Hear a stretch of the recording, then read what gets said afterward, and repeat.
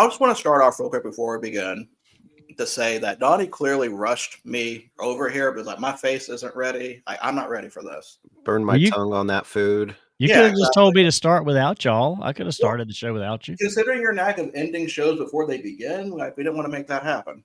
All right. So it could have been the greatest start ever. Who knows? Exactly. So welcome to tonight's episode of DHC Sports Show. I am your host for this evening. Virtual producer Ed will not be with us because he is sick, and Patrick may show up. We don't know yet. We'll see. So 3-man crew tonight with Donnie, the one that has to be on time, and Eric. How are you guys doing tonight? Besides rushed, Mr. Prophet. Yeah, super rushed. My tongue got burned with my food, trying to scarf it down. I've been sitting here for 20 minutes thinking maybe I was in the wrong place. I don't know. 20 minutes. I have. Well, nobody gets here that early. I do, but that's another story. Normally Virgil does. For what? What do you do? What do you need to be on here that early for? I actually do a lot of prep work beforehand. Yeah. Get the picks ready. You know, I get any sort of presentations that we're doing. It was mostly when I was doing tournaments. You don't put the picks on here? Shouldn't that be done ahead of time? Like way ahead of time, not like 20 minutes ahead of time? Well, this show is sponsored by Old Fort Baseball Co. And guys, like I always say, if you want to get some great shirts, some great hats, this is the place to go. I love all their support local baseball stuff. I love their Sandlot series that they usually do. So yeah, definitely go check out their store. And of course, you don't even have to pay full price. If you use the code DADHAT, you get 15% off. I mean, honestly, that's a pretty good deal if you ask me. Let me see if I can. Let's see if I can do this. Look, even got a little QR code going to Old Fort just for you guys. So they also have a sticker club. So every month you will get, is it always 4 stickers or is it vary, Donnie? It's always 4 stickers. You'll get 4 stickers every month with a card with QR codes that show what they are. Sometimes it's baseball, sometimes it's collegiate teams, sometimes it are websites that are baseball centric, sometimes they're projects that are baseball centric. So that deal is usually $6 per month, but if you use the code DHC, get that 50% off. So yeah, you get that for $3 a month. That's a pretty good deal if you ask me. So yeah, go over to Old Fort Baseball Co. and support our boy Logan. Yeah, it's really cool. It's nice to see that arrive every month. I get an envelope and I'm like, ooh, can't wait to see what's in there. And it's a lot of cool stuff. Logan does a really good job with the stickers. What's up, Paulie? Yeah, Paulie, good. Hey, good. Paulie, what's up? I'm afraid to ask, am I sick? No, I am not sick. Actually, no, I am sick. I am sick of Donnie rushing me. Well, see, I can eat here. And my nose is... You said 15 minutes. That was like 6 minutes ago. He got here early. Yeah. No, I'm not sick. I am perfectly fine. I don't know why my nose is red. It must be the lighting. So let's go over today's hats and what are we drinking. So Donnie, since you want to be first, we will go with you. So what I've got here is a nice clink room as well from, Abominable Snowman baseball player from Clink Room. Another one of the holiday hats. I figured I'd start wearing these each Tuesday and Thursday until Christmas because I've got a handful of different ones. So figured I'd break this one out. I like the powder blue and the snowman playing baseball. And then as far as drinks go, I figured I'd wait till tonight to open this one up because Eric would have received his, although his are not cold yet, but the Cheerwine Ale from No-Da Brewing in Charlotte. This is a very cool collaboration between No-Da and Cheerwine, both North Carolina-based businesses. And it's fantastic. It's just a nice ale with a cherry flavor. It was actually cold just because it's cold out, but I still put it in the fridge to let it kind of settle. So appreciate that, Donnie. Yep. The top of it is a little banged up, dented in, but I think it should be fine. Yeah, it'd be fine. Eric, how about you? So today I got the Queen City Corn Dogs hat on. for our friends out of Charlotte, North Carolina. Summer collegiate team, had them on my podcast about a month or so ago. So go back and check out the Queen City Corn Dogs and with Eddie Hull. And then the last of Frog Stack from Phase 3 Brewing, just out, I think it's Elmhurst, just outside of Chicago. And it is a pineapple, passion fruit, and mango fruited goza. And it is very, very, very good. Had it on tap. Nobody likes to go around and drink with us. So Samantha and I went to Phase 3 when we were on our Chicago trip. And then it was like we were trying to hit as many breweries as we can, and they were getting ready to close in like 15 minutes. It's like, nah, don't worry, we'll get in and out. And so we downed our beer, but this is the one I had. And then I saw they had a cooler, so I walked over there and saw they had I think a 4-pack, and ended up bring some back, and it's glorious. One of my favorite beers that I've had. So Frog Stack for me today. Sounds good. Eric, we never got into our love for cheerwine. Well, let's do a cheerwine episode. Let's just get in and talk all things cheerwine. we could. I sent you several other cheerwine items as well. For sure. What's up, Big Chupapi? Yeah, I like the Donnie talk over here where you're muted. I know. I'm sorry. I'm sorry I'm disheveled. No, I need to see if I can fit into that Cheerwine Hawaiian shirt I got from the Cannonballers a while back, so I can. Yeah, that's one I really need to get. That I really like the one that you guys have. I've seen it on eBay before. I need to see if I can grab it. Well, I will tell you this, Eric. If it does not fit me, I will give it to you. Okay. What's up, Jolly? What's up, Jolly? What's up, Big? Jolly Big, good to see you guys. So as you can tell, I am not wearing a hat. Bill? I'm sorry. Oh, Bill, how you doing? What's up, Phil? So as you can tell, I am not wearing a hat, which means it's time for a new hat debut. So I have a package from Donnie come in yesterday, and he said it was a beer package, but there was also another surprise in there, and I was trying to figure out what that was. So I opened that up, and I immediately smiled because it was something that I've been looking for a while. Not necessarily the style, but the team. So tonight's hat is the Savannah Sand Gnats.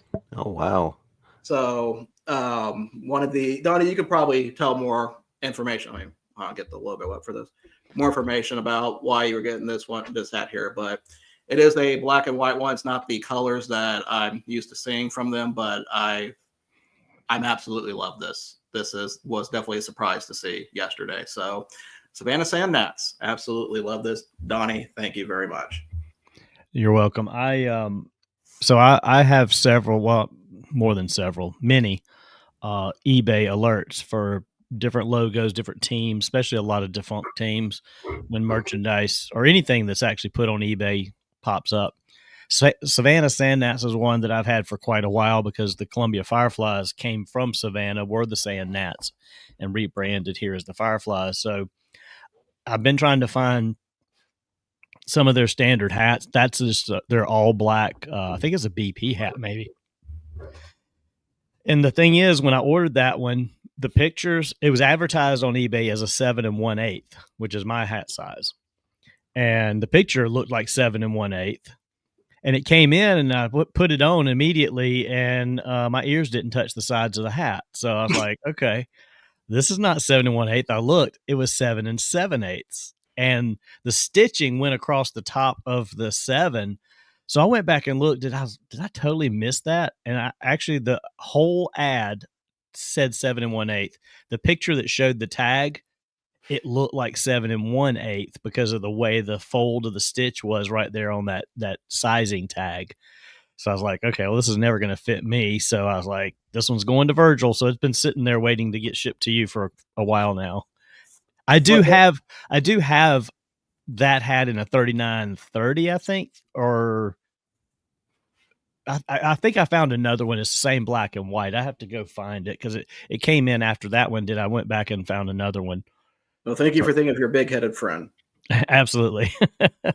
And I almost forgot about the beer I'm drinking. So There was a conversation earlier in the chat that kind of made me realize I need to bring out a big gun tonight because of, let's say, some banter that was going on that may leak into this show. We'll find out. I told you I'm not talking about that. So I'm not going to, but I know someone from the chat is. So I'm not addressing it.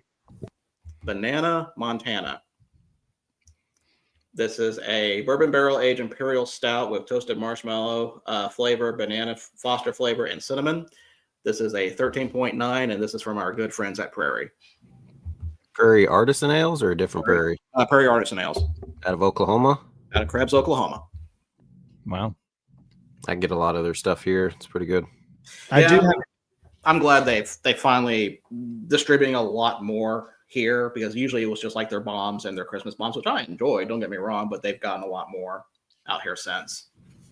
So, go ahead. I was just going to say, I was going to answer a couple of these questions in the chat, not the one that Michael sent, but Ed, he knew he couldn't compete with us, so he kind of no, I'm just kidding. He was traveling for work, and now he's not feeling well, so he just hasn't been home lately. For Jolly's question, and then for Paulie, we haven't really done a white elephant. However, we usually do send over a gift to each other, or at least we have in the past. And then a lot of our online friends do an exchange, and it's usually freebies, the giveaways at ballparks, whatever extras you have lying around. Somebody puts it together, and then they draw a name, and whoever you get. So let's say I get Donnie or whoever in the group, then I would send him a package of whatever sports related items, typically like ballpark giveaways or whatever. And it's kind of not necessarily white elephant, but something kind of similar to that, I guess. Yeah, I keep a box over here when I get extras of giveaway stuff at games or things like that. I'll throw them in there to use as gifts this time of year, which we need to figure that out this year. Yeah, they didn't do that last year, did they? Mm-hmm. Yes, and they said, who wants to get in?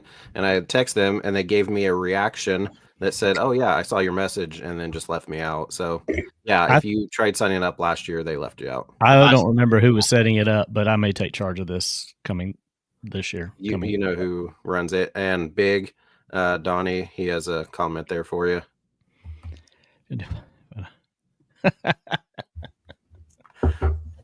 Yeah, I send out stacks of fat cash. Virgil Big says he likes that hat. Oh, thank you. I said I really like this one too.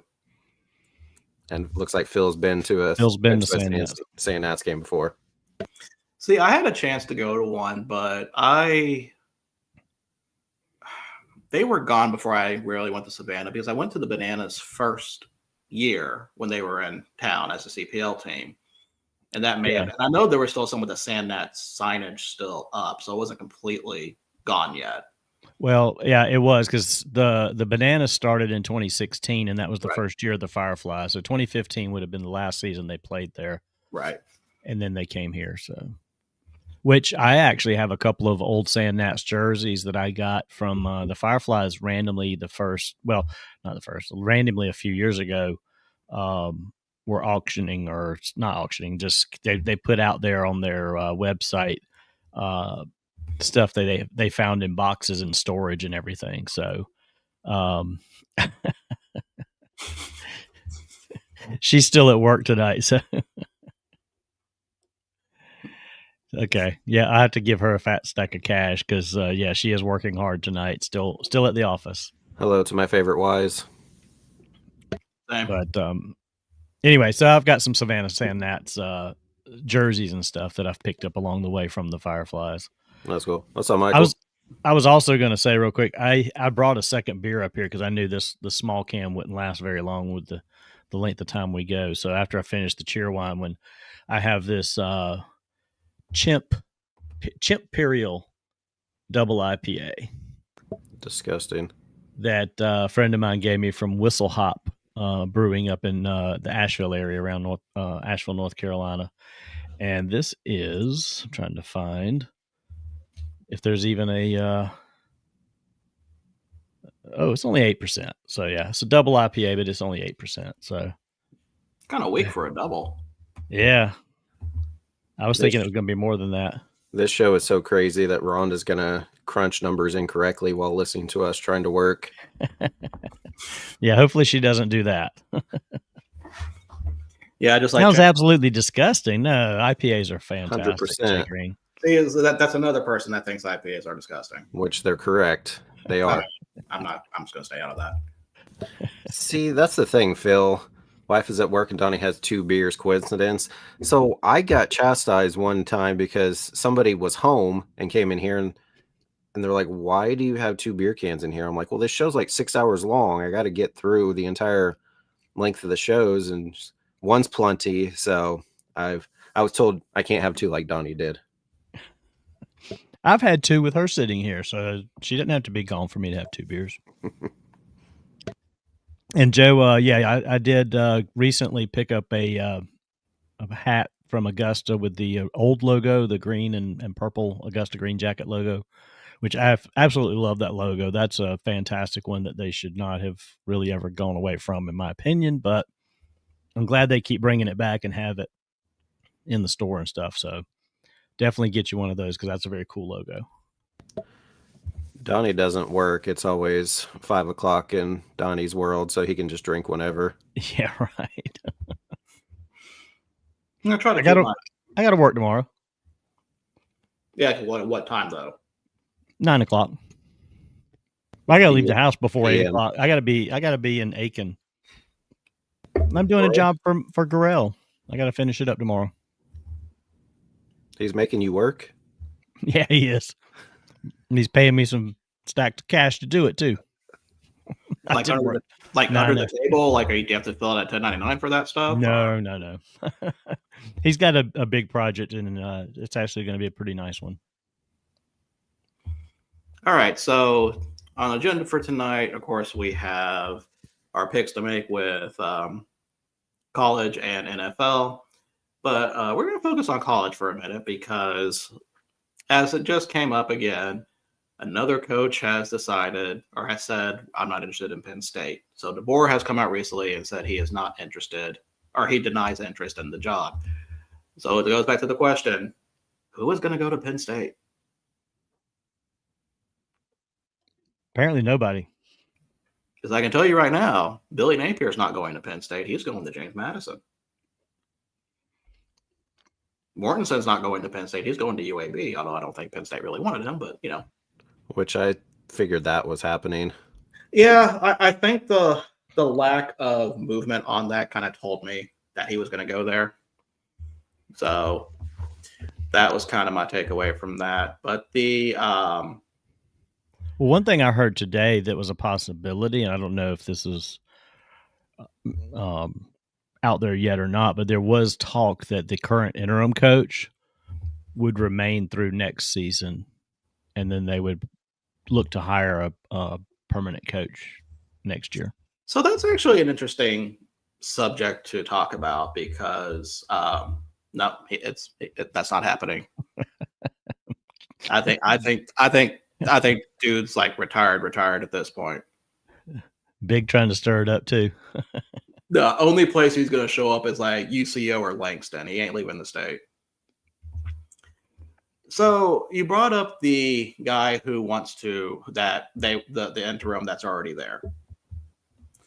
And one of the criticisms I've heard about was the thing that Franklin was good at doing was distancing themselves from prior administrations, because the Paterno Sandusky shadow still kind of looms over that state, or looms over that college. Would bringing somebody who does have a connection with going to help with that, or is that just kind of makes them go back to what people were thinking before? That's kind of what the big question of mine is. Well, it's one of those things too that Penn State underestimated the attraction of that job, in my opinion, when they let Franklin go when they did. Because I think they expected there would be several people lining up to get that job, and that was not the case. Yeah, I think they were thinking it was going to be like well, I mean, I was say LSU, but that was before the government intervention. But like a Florida kind of job that, oh, it's a big school and all that. Like they'll have the investment in, but like I don't know. When I think of winning traditions, Penn State's probably not even a top 15. I mean, Penn State's got a history, but that history is tied to Paterno, and not the whole debacle at the end. But I'm just saying, when you think of Penn State, you think of the Paterno era and the success they had then, and that was a premier Big Ten program back then. Since it is not. I mean, they fell hard, and they've tried to rebuild it. And I've got friends that are Penn State fans, and they're just like, don't know what to do right now. I mean, it's not quite the SMU death penalty years ago, but they kind of got that a little bit with the Sandusky stuff and the whole carousel of trying to get somebody in there to keep them afloat. And it's just not. When you think of top Big Ten teams, I mean, James Franklin maybe made it somewhat part of the conversation. But when you say Big Ten, you start with Ohio State, Michigan State. You get on down the list a little bit before you actually get to Penn State. But they think it's like Ohio State, Penn State. Oregon. Iowa. Well, now you've got, I still hardly think of those guys as Big Ten yet. Right. They haven't really ingrained themselves. They're not really. Just like Texas and OU's not SEC. Absolutely not. Exactly. So, I mean, I don't know what it's going to take other than time. So, yeah, I mean, that's kind of my opinion. I don't know how much time would need for that, but I think if they do hire the interim, which Penn State to me is kind of way too big to be hiring the interim. So yeah. I'll be curious because like even UCLA, who I thought had a better possibility of doing that, got Chesney from JMU. So, a good parallel that I could think of right now. So when Florida State joined the ACC, Florida State was crushing it with Bowden. They came in and they just whipped everybody's ass for years, started winning ACC championships, blah, blah, blah. When Bowden was gone, they kind of floundered for a little bit, and then they made some horrible coaching hires. And that's where Florida State's at right now, is like they're trying to get back to the Bowden era. And in some ways, Penn State's still trying to get back to the Paterno era of where they are considered one of the first 2 or 3 names you mentioned with the Big Ten. Because, I mean, who talks about Florida State, other than the train wreck that they are, who talks about Florida State as one of the top teams in the ACC anymore? They really don't. They haven't been for years. So that's just kind of gone away. I wouldn't say Jimbo was a terrible hire. I mean, it ended badly, but Jimbo won a championship.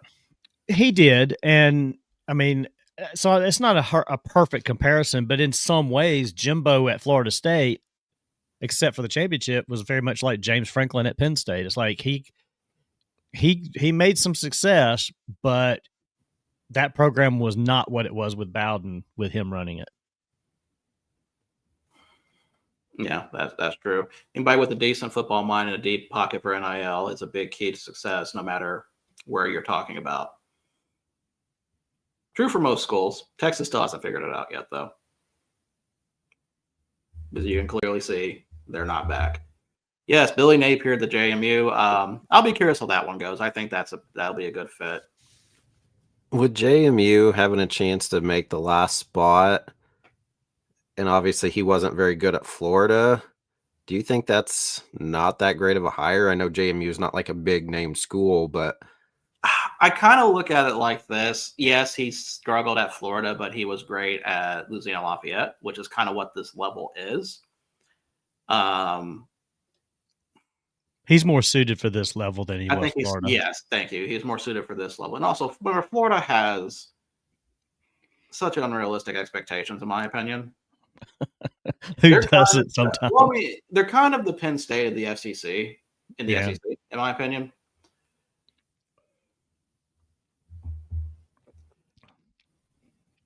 New schools would take Texas status.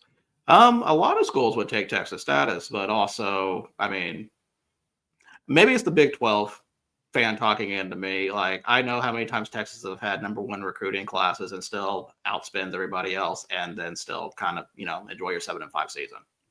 Texas thinks they're better than they are because they got their own network. They got a shit ton of money. I give them that, but that doesn't mean that they're one of the best teams in the country. So Texas is the Yankees of college football. At times, yes. Spend a ton of money and don't have anything to show for it recently.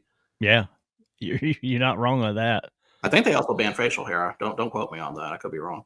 They brought that back, did they? Or was that just a?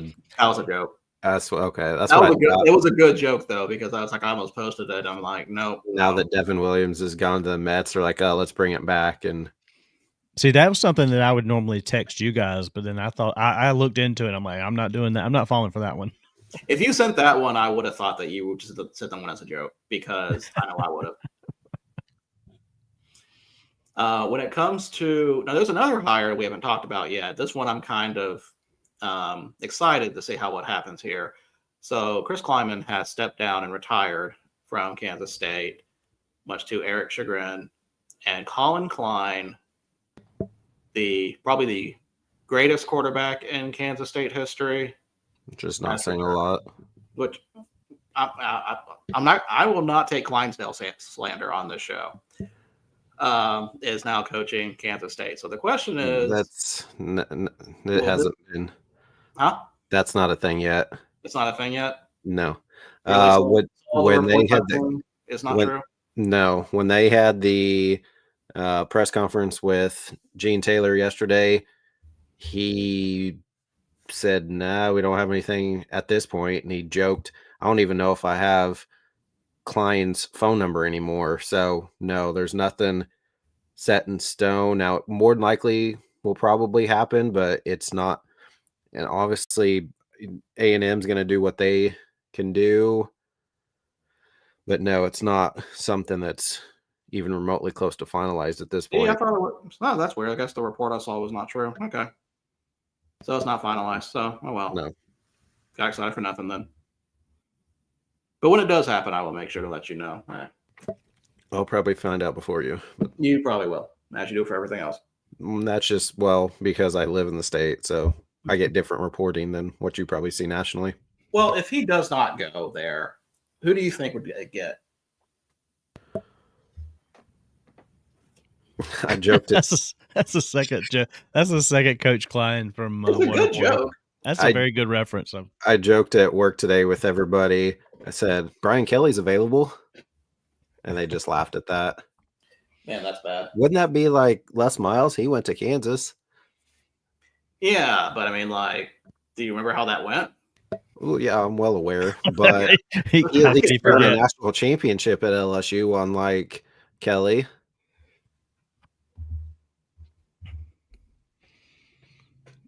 Yes, Jackson, we can see your comment. I guess I'm. Yeah, a lot of those reports I'm seeing are saying that he is becoming the next coach.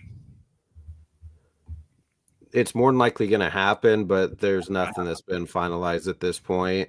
It hadn't been, after the press conference yesterday, because at this point now the whole talk is that they're declining a bowl invitation since Kleiman retired. So they're not going to be in. So then a 5-7 team like Auburn or Florida State might be in at this point for the last bowl. Florida State going bowling, that'd be. Why would you decline a bowl because he's retiring, or why would you? They don't have a coach to coach them. Why? Well, why? Okay, so as a retiring coach, why wouldn't you retire after the bowl for the team you just coached? Good. I'm at peace. I don't know. I don't like that school. I don't care what they do. I know, but I'm just saying that doesn't make any sense. Like, okay, you want to retire, you've been there, whatever, blah, blah, blah. Like, okay, you're going to retire and then the kids get screwed out of a bowl game. Congratulations. You went out on top as the champions of the ReliaQuest Poinsettia Bowl. But this was a team vote. This was not just a decision by the administration. So they voted not that they did not want to go in a bowl. Right, because they didn't want to lose that and finish even worse this year. than what they already did, which is funny because this is the worst season he's had, and he's like, I'm done. I can't do this anymore.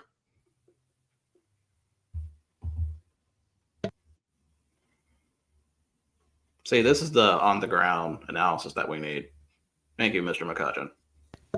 Yeah, so that's probably why most, like these other teams, just need to wait. Sure, we'll wait. We'll hire him, but we're going to let him finish his thing in the playoffs where all these coaches are leaving pre-playoffs, and I'm like, just wait.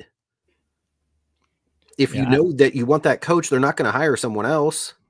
Right. Yeah. Like, get something in place behind the scenes. And well, I mean, but like somebody else could have hired Klein if, let's say, it's like one other school came with, let's say, I know this won't happen. Let's say Penn State came with like double the offer what Kansas State went. And agreed and verbal to go with Kansas State, but then, you know, somebody swoops in. So, I mean, I kind of understand. And like, look at Eric Morris, for example. Apparently there was a fight between Oklahoma State and Arkansas for him. So, yeah, Oklahoma State pulled the trigger on it as soon as they could. And I think that's just kind of, I think this was a unsuspecting symptom of what, you know, the new atmosphere of college football is. I feel like you got the better deal because I don't think Silverman's going to be that great with Arkansas. With Arkansas. Yeah, that's kind of a, I'm not going to say that went over like a wet fart, but I mean, it's, I think it'll be better than what they had, but same thing. Oh no, yeah, they definitely the firm that they use to do the interviews have definitely talked to him. Yes, that's how Weiberg got out of saying that he spoke directly to Morris because he didn't do the speaking. It was the firm that they used. So perfect. So as we go over the college football games, so of course, you know, this week are all the conference championship games, and we will be going over picks for those. But are there any of them that you're definitely looking more forward to watching? Well, I was looking forward to North Texas Tulane. I don't know if I should still be looking forward to it. It's going to be a whole different thing now. Right. With BYU Texas Tech is probably the one I'm most interested in. Yeah, I usually with rematches, I'm always kind of curious how they go. Apparently, this is a sellout at Jerry World. Yep. So, the question for that is, can BYU get revenge? Now, for the doomsday scenario that everybody think is going to happen, BYU winning would definitely cause some upheaval. Because Texas Tech's already a top 4 seed, they are probably not going to drop out if they lose this game. At least I would think. Who's at 5? Who's at 5? Let me pull it up. Come on, Donnie. Why isn't that already up? What do you mean? Who's at 5? Who's ranked 5? Yes. Oh, the rankings is Oregon. So would they not go up to 4? Probably. Because they only have 1 loss versus a 2-loss Tech? Yeah. Yeah. What I'm saying is that Tech wouldn't be knocked out of the playoffs. They'll probably. Well, no. I know for sure. And that's what I'm kind of worried about. The only reason they potentially want to win is because they would stay as a top and get a bye. But like I said last time, who would want that at this point? Because the buys were awful to the teams last year in the playoffs. So if they lose, they'll drop to 6, 7, 8. Probably not that low. Maybe probably 7, 6 or 7. Which would put them in a better position, actually, probably. Right, and they would still get a home game to start with before they go the other. So that would almost be beneficial for them to. If they want a home game and everything. So I don't know what to think of that game, who I want to win. Originally, and like Donnie said, it would be different with the coaches not there anymore with Tulane and North Texas. But I think overall that game itself would probably be a pretty good game. Yeah, I mean, want to see Indiana Ohio State because I'd love to see Indiana knock Ohio State off because I think Indiana's a better team than I think Ohio State. Do you think it's safe to say that this game really will not affect anything? Both of these teams will still be top 4 seeds regardless. Yep. Yes. Okay. If Ohio State loses, they'll probably be 3 maybe, and if Indiana loses, they'll be 4. But outside of that, unless in some weird way it's a blowout, which I don't think it would be. But if they blew out Ohio State, they might drop them out of the top 4. But I don't think it's going to be. I mean, anything's possible, but I don't see that happening. The Georgia-Alabama game, it's another one. It's like I could really care less. I don't understand Alabama being in that game to begin with. that would put a third loss. Would they be done? I think that would knock Alabama out if they lose that. Yeah. Yeah. I think it could knock them out if they lose it. So what's that do for the back end then? I think it helps the two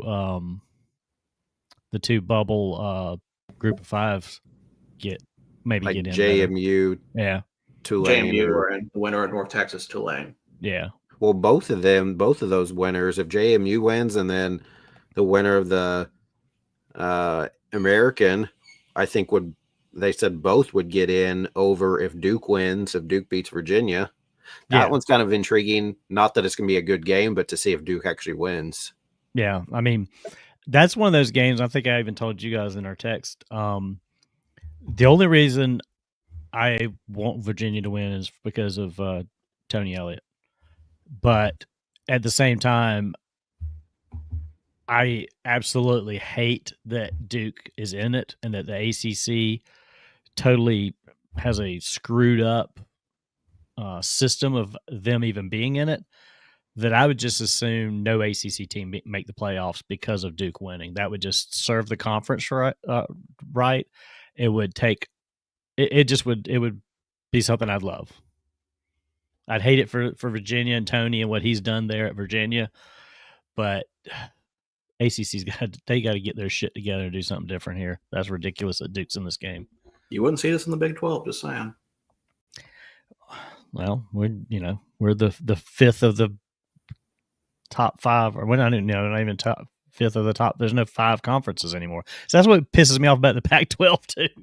It's like we had a Power 5, now it's not a Power 5 even. No, I think saying ACC is 5th in the Power 4 sounds about right. That's probably the best way I should have said that, is that they're 5th in the Power 4. Yeah, so with the games there, I'm definitely curious, and the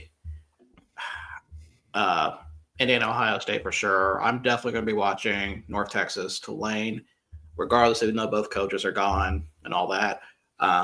I am curious how much James Madison is probably going to have to put up against Troy, because, they're still auditioning for a playoff spot. Albeit very slim. What do you mean, Paulie? How could he? Money. I was going to say to Jay Green, I wish that Georgia Tech were in this game against Virginia just to finish off the ACC, because I think Georgia Tech is a really good team and deserves a shot at the playoff. I think they just totally got screwed. Duke has screwed Clemson earlier in the season. Now they've screwed Georgia Tech with this thing. Paulie's definitely not going to win in the Yankees, so he might as well go somewhere else. Yeah, I got to try that. Yeah, I think that with ACC, I would have been okay with. I mean, of course, I don't think they would have made a playoff, but I'd be okay with Pitt in there because they've shown, they've shown they can win. I'd be okay with an SMU. I'd be okay with a Miami or Georgia Tech. Duke is like the only one that's like, oh no, this is terrible. Yeah, Duke has no business, and Virginia is. They're that team that's like, okay, they're really good, but they're just kind of blah good. They're not explosive good. Yankees are winning what? They haven't won anything. Which? Texas, Georgia, but definitely not Tech. Virginia, Texas. What year? 1998.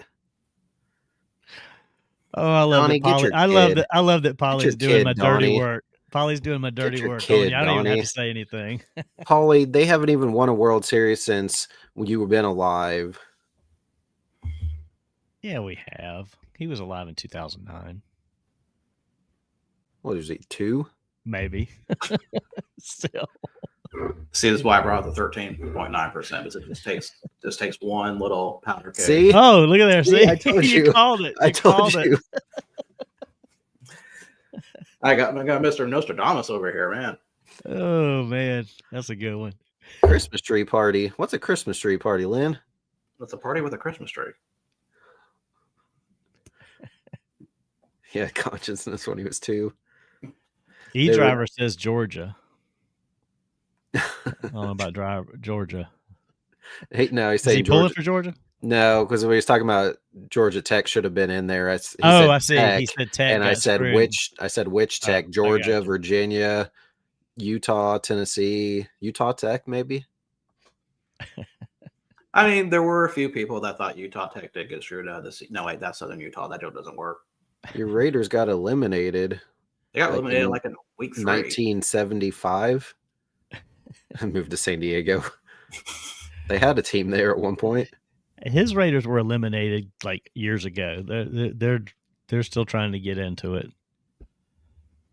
Yeah, Donnie, E-driver was answering my question. Yeah, I didn't connect the dots there till you said that, Eric. So my bad. Can you guys say his full name, please? It's E-driver Donato. Yeah. At least you got to give him some respect. I mean, the guy drives the Donato pizza. I mean, you got. We just call Free Polly Pie Polly, so and Jolly Jolly. So I was just going E-driver.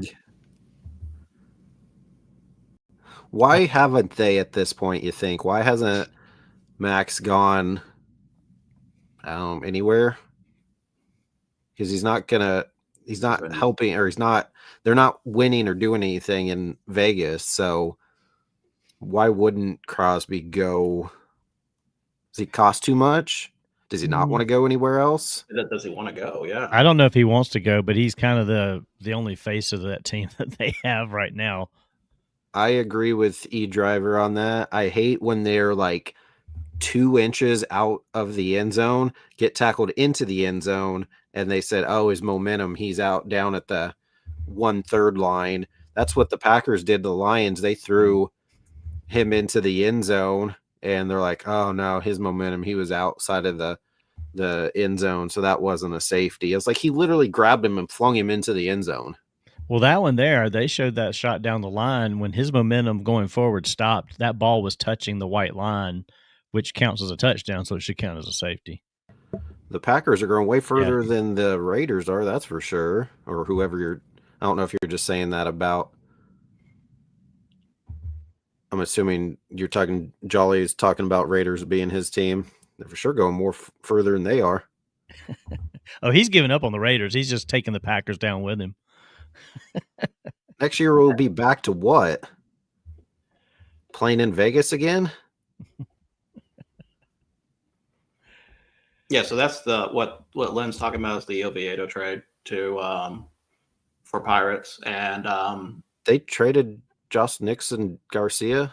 Yep, I didn't know that until as soon as I saw password, I was like, "Whoa!" What? It just broke like an hour ago. That's wild because they had just called him up. He was one of their big prospects. Yeah. Who would they get in return?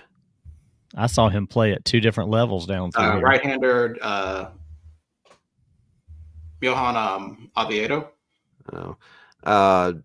I keep hearing that Duran possibly to the Royals. I don't know for sure if that'll be a thing, but possibly. I haven't heard that one. E-driver says that Dak's doing a white line out there on the field. So good to see that. Do you think some things have not changed? Skeens for Josh Nixon Garcia. That I'm sure that probably was the trade. Yeah. I'm sure that won't cause any issues there. I mean, at least they're getting somebody to help Skeens too. So I'm about to say that's not a bad. I mean, I feel like Pirates probably came out ahead in that. So did he just finally get what the E-driver thing meant? Yeah, he's high on medicine, so he's like, oh, that's actually something funny. Oh, I haven't heard about the Dodgers trading. They Teoscar or Glasnow, but I wouldn't be surprised. So they're showing another replay and have Terry McCauley on. He had the football in front of the end zone line, but his back foot was in the end zone, and he got tackled in the end zone. Okay, let me actually dig in deeper to look at this password deal. Just make sure I have the right players. That surprised me, though, because I thought he was a pretty big prospect and name for them to get rid of him. Yeah, he was coming up through their system hot, and you don't pull somebody up through the system like that just to trade them away, man. That's crazy. The Woo Sox and some of them all made like T-shirt jerseys that had the password and his number on it. Like, you don't do that for somebody that, well, obviously they didn't know he was going to get traded, but I saw him when I saw him here in Columbia when he was playing with Salem back a couple years ago, or last year. Was it last year? Maybe. Yeah. Probably last. Well, not for Salem. Was he Salem last year? No, not this season, but the season before. Oh, season before. Okay, yeah. Yeah, he went up through the ranks quick this year, but I think he was at Salem the season before for a little bit. Him and I think his brothers was there as well. Lynn, I just got tickets this afternoon for Oklahoma City Cosmic Baseball, so I'll be going down there in April. Yeah, the Louisville announcement is coming out tomorrow, so we'll see. I'd already got tickets, and then later in the afternoon, after you said you got your text, I got one that's like, tickets for the April 4th in Oklahoma City go on sale tomorrow. I'm like, thanks for sending that to me a day late. Yeah, I haven't seen the Nashville announcement, though, so that's the other one that's still kind of pending. That's fine. If you don't want to go to a winner, Jolly, you can go to the Ravens because they sure ain't winning nothing.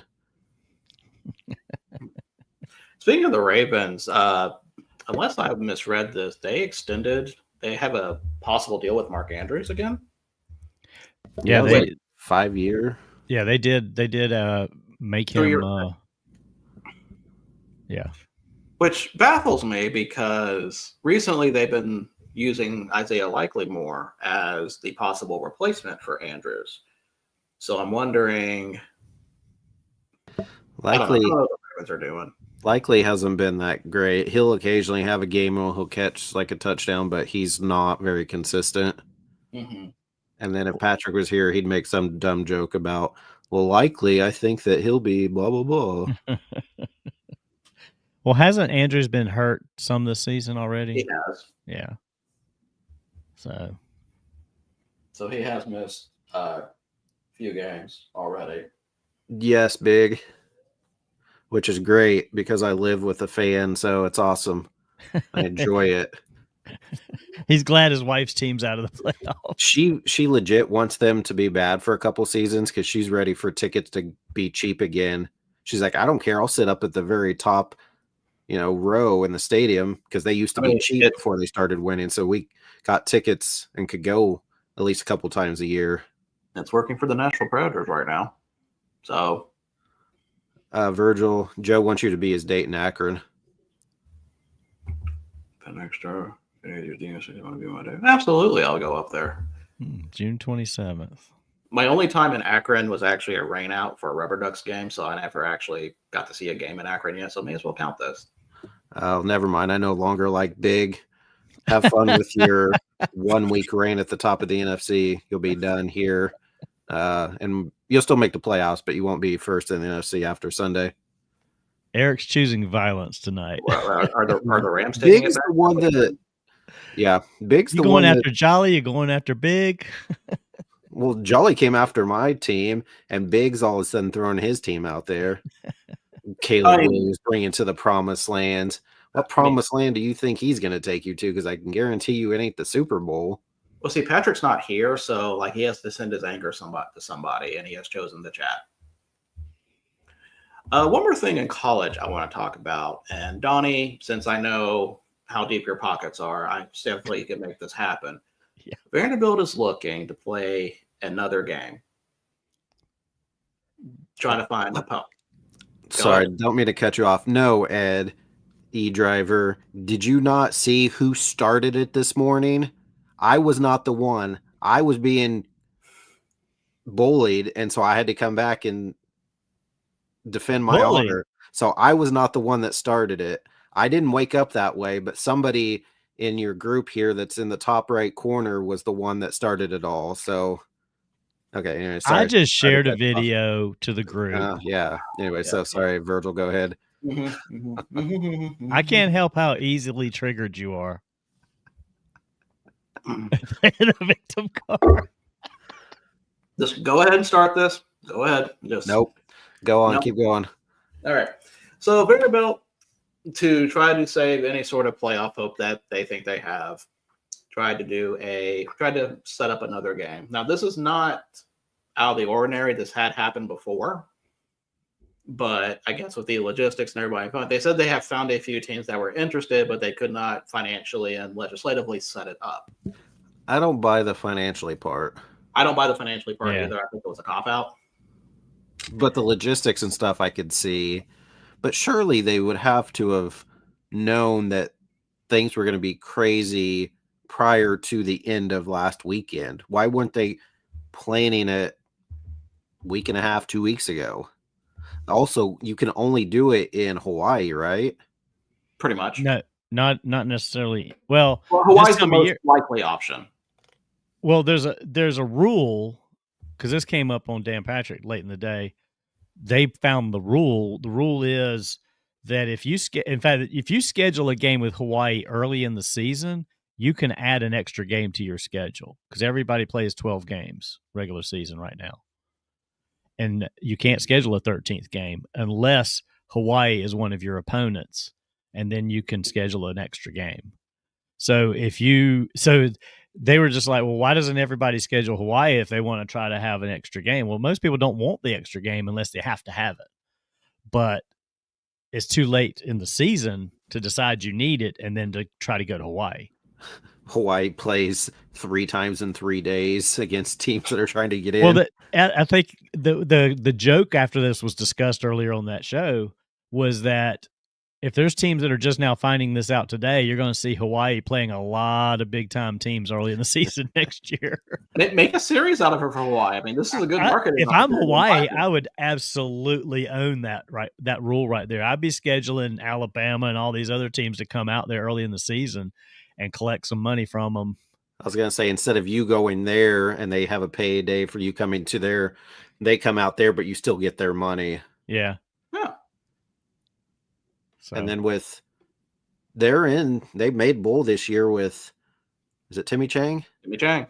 They're playing the Hawaii Bowl. Imagine that against Cal, which is funny. They've already announced that bowl game. Yeah, some bowls announce early.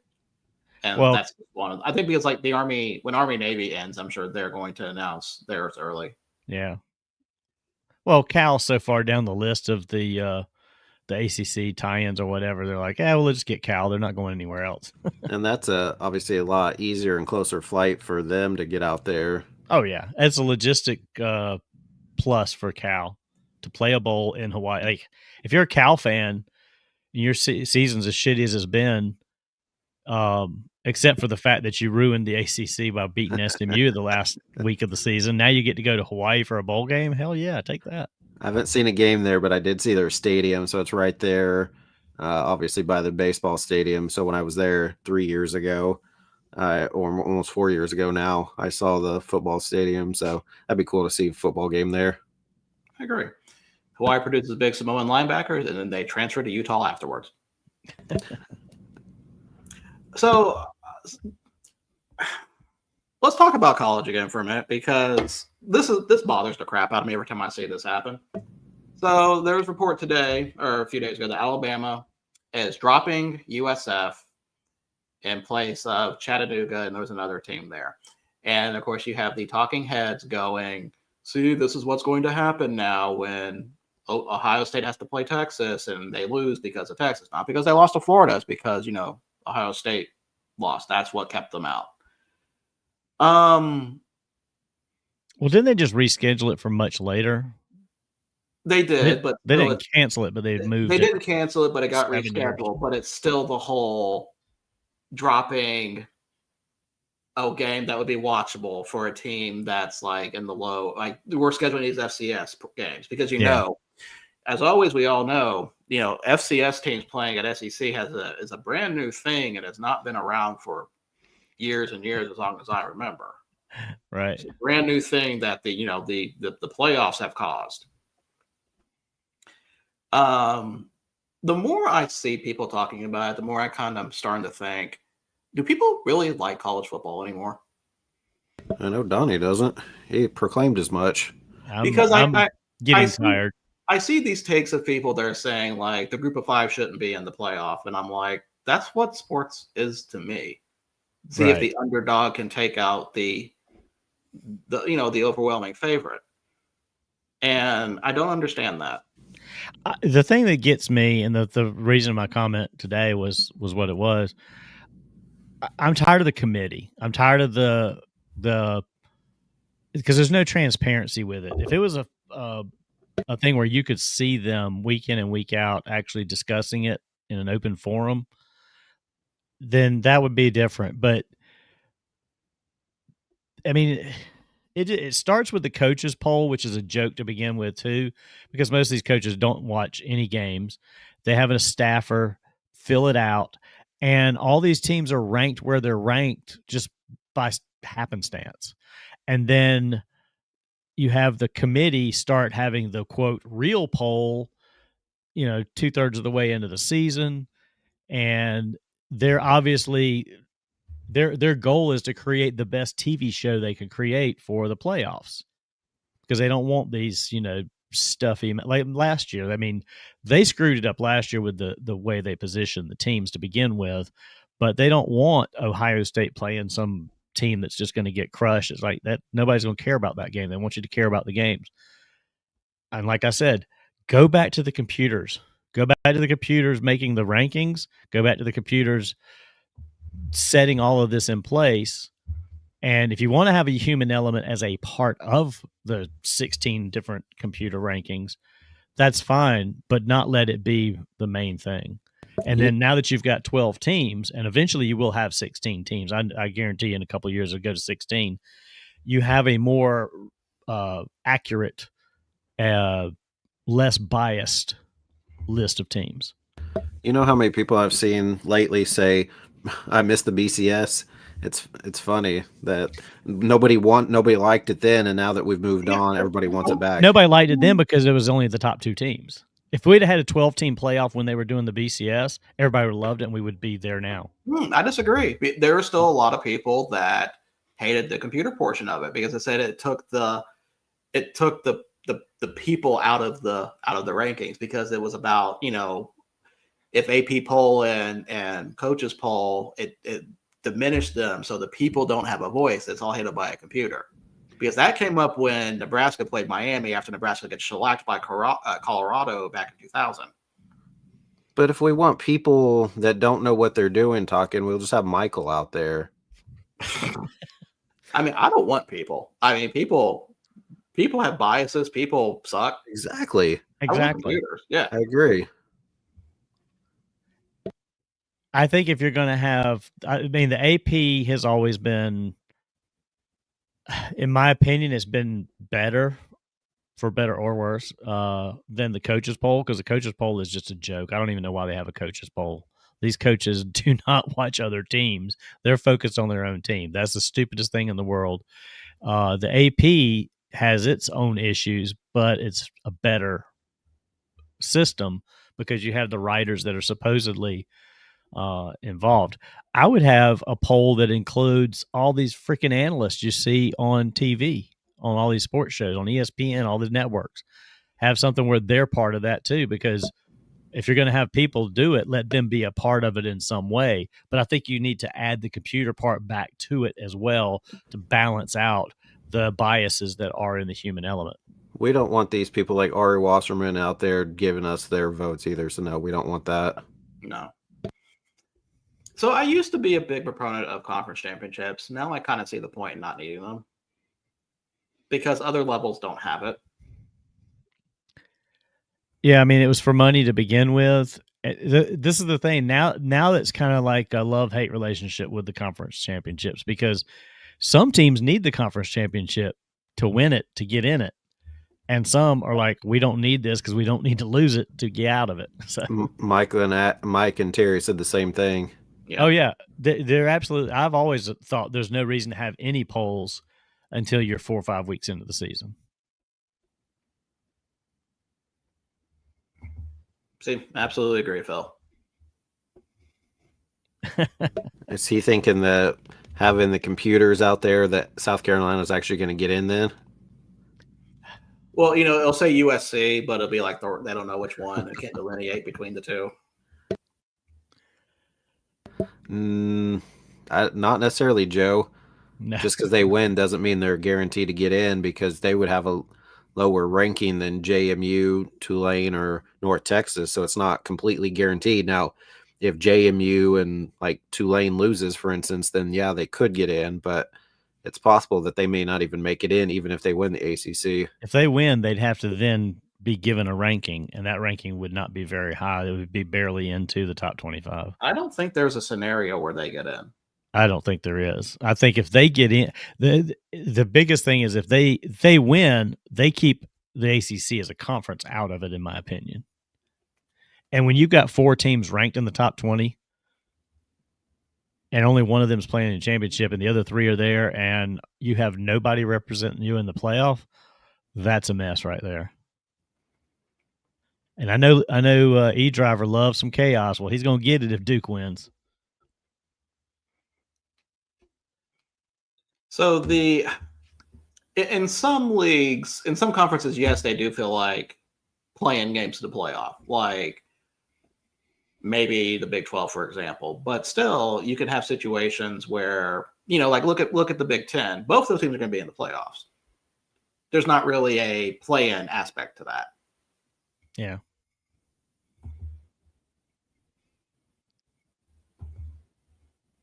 Oh, and absolutely preseason. That's it. This is the preseason hype that we were talking about. Well, and again, going back to the teams that should be in the championship games, I don't understand what each conference has as their determining factors. Especially, it used to be divisions because you had divisions. Now you don't have divisions. So either go back to divisions and have the top 2 teams in the divisions play, or you just need to start with your top 2 highest ranked teams play for your championship. Oh, and before I forget, Terry, congratulations on your win in fantasy with your Gibbs having projected to have 80 points by the end of this game. So congratulations. Are you Patrick-ing right now? Yes. No, I'm really not. I'm really not. I saw it was Gibbs versus Dallas, and I'm like, I don't even know why I'm even I don't know why I'm doing a roster today. I know. Jameson Williams scored for Patrick, but then he stepped out at the 2, so they brought it back, and then they gave it to Gibbs, who scored. Yeah, so that's the touchdown so far. For Jolly, if we had the 4-team playoff, then Ohio State wouldn't have won last year because they wouldn't have been in. They would have been low enough as like a 7 seed or whatever seed they were, 8, that they wouldn't even won the national championship last year. Now, Michigan would have been excited for that, but I'd like it that it's more than 4. But like we talked about the other day, at what point do you cut it off where 16, so 17, 18, 19 feel like they should have been in? Well, FCS has what, 24, right? Yes. I think it works for FCS. I don't know if it, I don't see why it wouldn't work for this. I can make it work for this. Oh, I'm sure. There's a lot of people that could. No, you sent me an imposter version that does not have all the conferences. That does not fit my grand vision. Real quick, speaking of Terry, though, I don't remember if he was on Tuesday. Thank you for the win last week. Put me into the second place now. Appreciate that, Terry. I think 16 is a reasonable number for them to be at this point. But I'm also, as the more we follow FCS, and I've always said there's no reason why, if the FCS can do it, why Division I can't do it. I don't see why they don't just do that. And you have your 8 bye week teams, and then you have the rest play, and boom. That would solve a lot of these arguments. because you'd have a lot of these conferences getting a lot more teams in there and see what happens. I don't know. I'm still kind of thinking. I feel like SEC fans have such a easy memory or forgetful memory, considering how bad they performed last year in the playoffs. But it means more. I mean, I guess so. Listen, Can college SEC football- fans are delusional. Sorry, Can- Phil, but they are. Can college football start earlier in the season? I'm not sure how that would work with the. Well, if everybody started playing week -1 instead of all the other crap they do, then possibly. Got breaking news out of Calhoun City, Mississippi. Well, Yeah. technically down in Starkville, but the Calhoun City Wildcats just won the state football title. I think they're 1A, but they played down in Mississippi State, and Johnny was at the game. But his hometown, Calhoun City Wildcats, state champs in football. Look at Johnny Bolden leading the team to a championship his first year in the city. Very nice. He said it was 39 and raining, so that would not have been fun. It's No. only a 14-8 game. But Ooh, man. congratulations. Congratulations to Johnny's hometown high school football. Well, you know what's also breaking news? Gottlieb. Yep, it's time. So, game just ended. So, welcome to tonight's episode of Gottlieb Watch, where I chronicle Gottlieb's second year at Green Bay University to see if he wins 10 games. We are currently at 2. So let's see. Let's go on to tonight's opponent. Tonight's opponent, Robert Morris. So they won the Horizon League last year in the tournament. They went 26-9 and had a really good showing against Alabama in the first round before losing that game. Now, currently they are 6-3. A lot of the players that were on that team last year got transferred to different places. The player that I've listed, Ryan Prather Jr., is probably one of the only ones that were still there. He's had a good second season there. And Green Bay was favored by 1.5.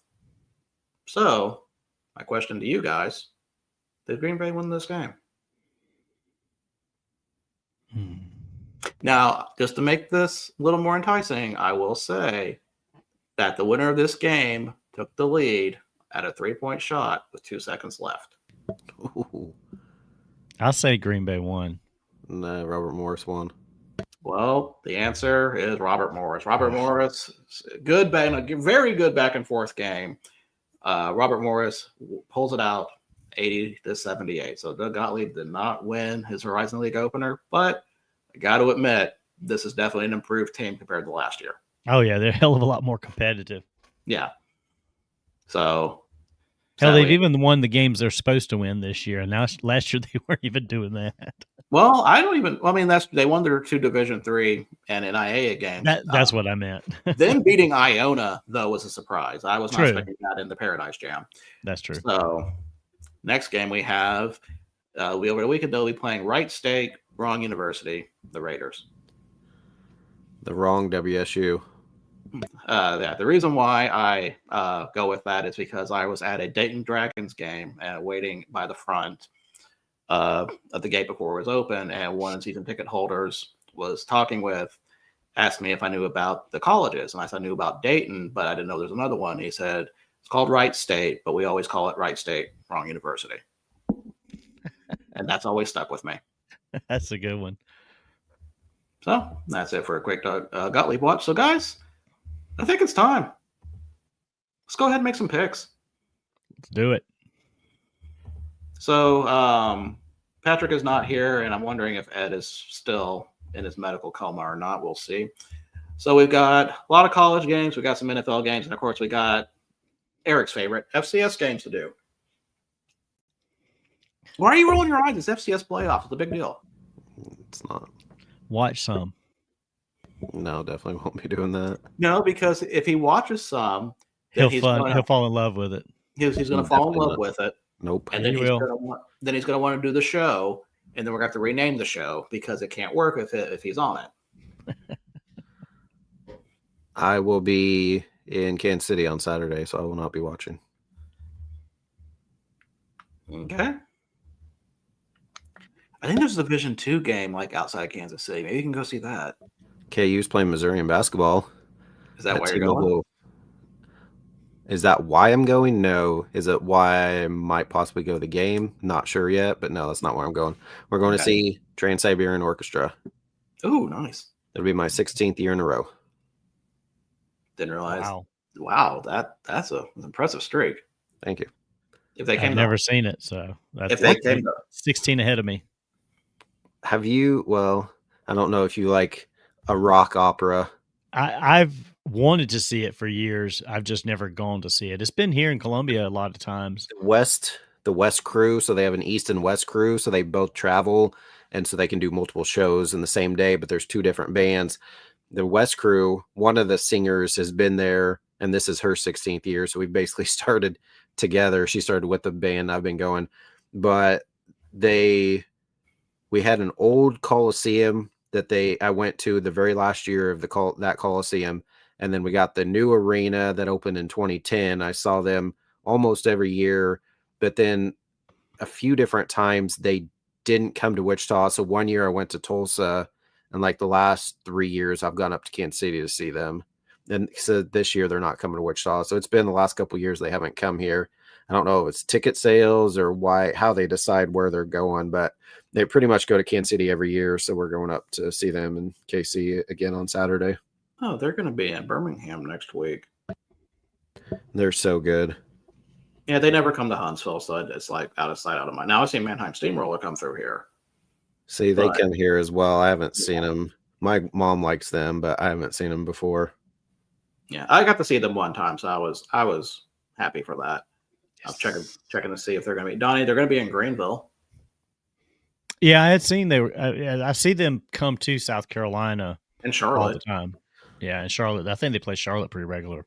I'm in their fan club, so I get early access. So we're always third, fourth, fifth row on the floor. So I'll send you guys some polos on it.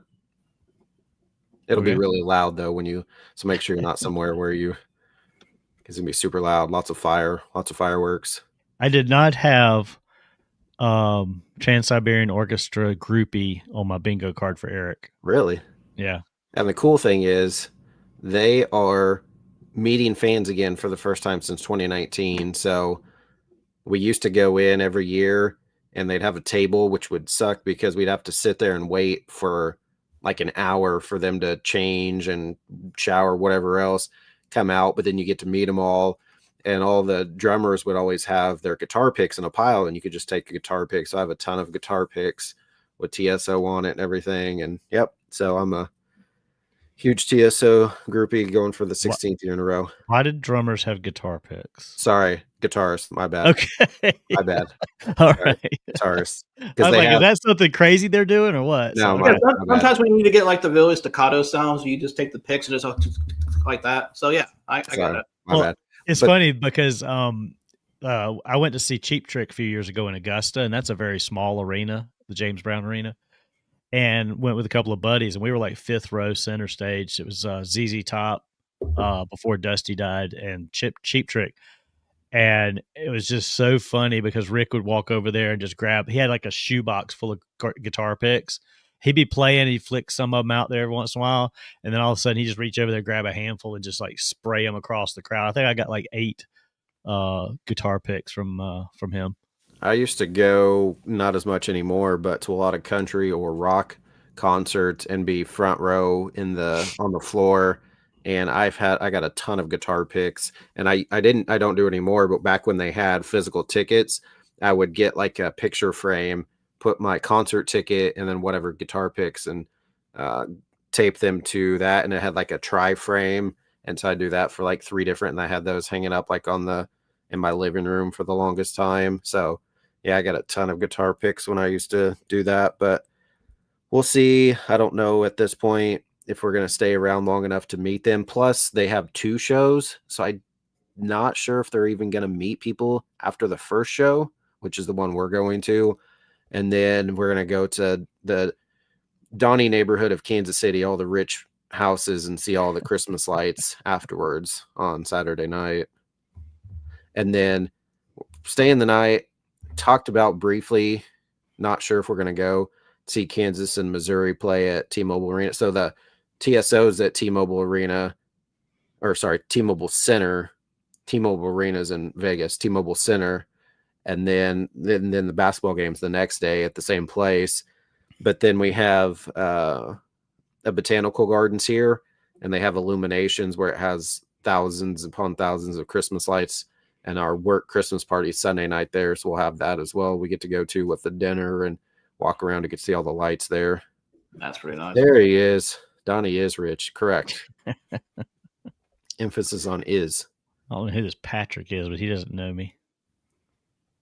Yeah, they're going to have the Galaxy of Lights at Botanical Gardens here. So they usually have the walking tour. So I'll definitely be checking that out. Cool. I always like seeing stuff like that. And I'm assuming, Donnie, that the Galaxy of Lights will just be your house. Mm-hmm. No, I don't have any lights outside my house. What? No, we do a little bit on the porch. I don't put lights up out around the yard stuff. Eric, I will be looking forward to the polo with that house you showed for Halloween, but showing the Christmas version of it. Honestly, that's Samantha's sister. Right, sister. I have not seen the house for Christmas before because she's like, "Oh yeah, didn't you?" Blah blah. She's like, "Wait a minute, no, you weren't with Shannon and I at that." So no, I've not seen it. So I want to make sure we get to it. But yeah, every year, one of the teacher. She retired last year that set Shannon and I up. She was a first grade teacher when I was at the school, or when I went to school there. And then she was there all the way up until just this past year, but she set us up. But she has us out to her house out east, Wichita, for Halloween. We go over there for dinner, trick or treat in the area. And then we leave there and go to Samantha's sister's house for that. Haunted house. But yeah, I want to get over there to see what their Christmas lights display looks like because I've never seen it before. But supposedly it blows it out of the water. I'm expecting real reindeer at this point. Right. There is one, the Griswold house out in Rose Hill that we went to last year. That's absolutely insane. We'll probably go back to that again this year too. And then Candy Cane Lane out west is all the super nice houses way out west that just has these huge, ginormous reindeer on like every lawn, and then they all decorate like super crazy. So yeah, I'll send you guys lots of Christmas lights pictures because we'll be going a lot here the next few weeks. Cool. Yeah, definitely looking forward to that. All right. Right. So let's talk about our games here. So of course we got all the conference championships, and our first game, believe it or not, is a spread game. Troy versus James Madison. James Madison is a 23.5 point favorite. Over under 47.5. James Madison 91.5%. So the question is, can Troy cover 23.5?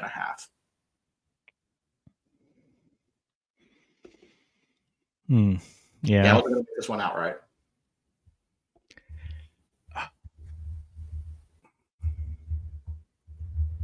Man, I don't know, man. James Madison's been smoking some people. So that's a great line on that game right there. I agree. The fact that there is a possible playoff implication for James Madison, I think they're just going to go all out in this. So give me James Madison.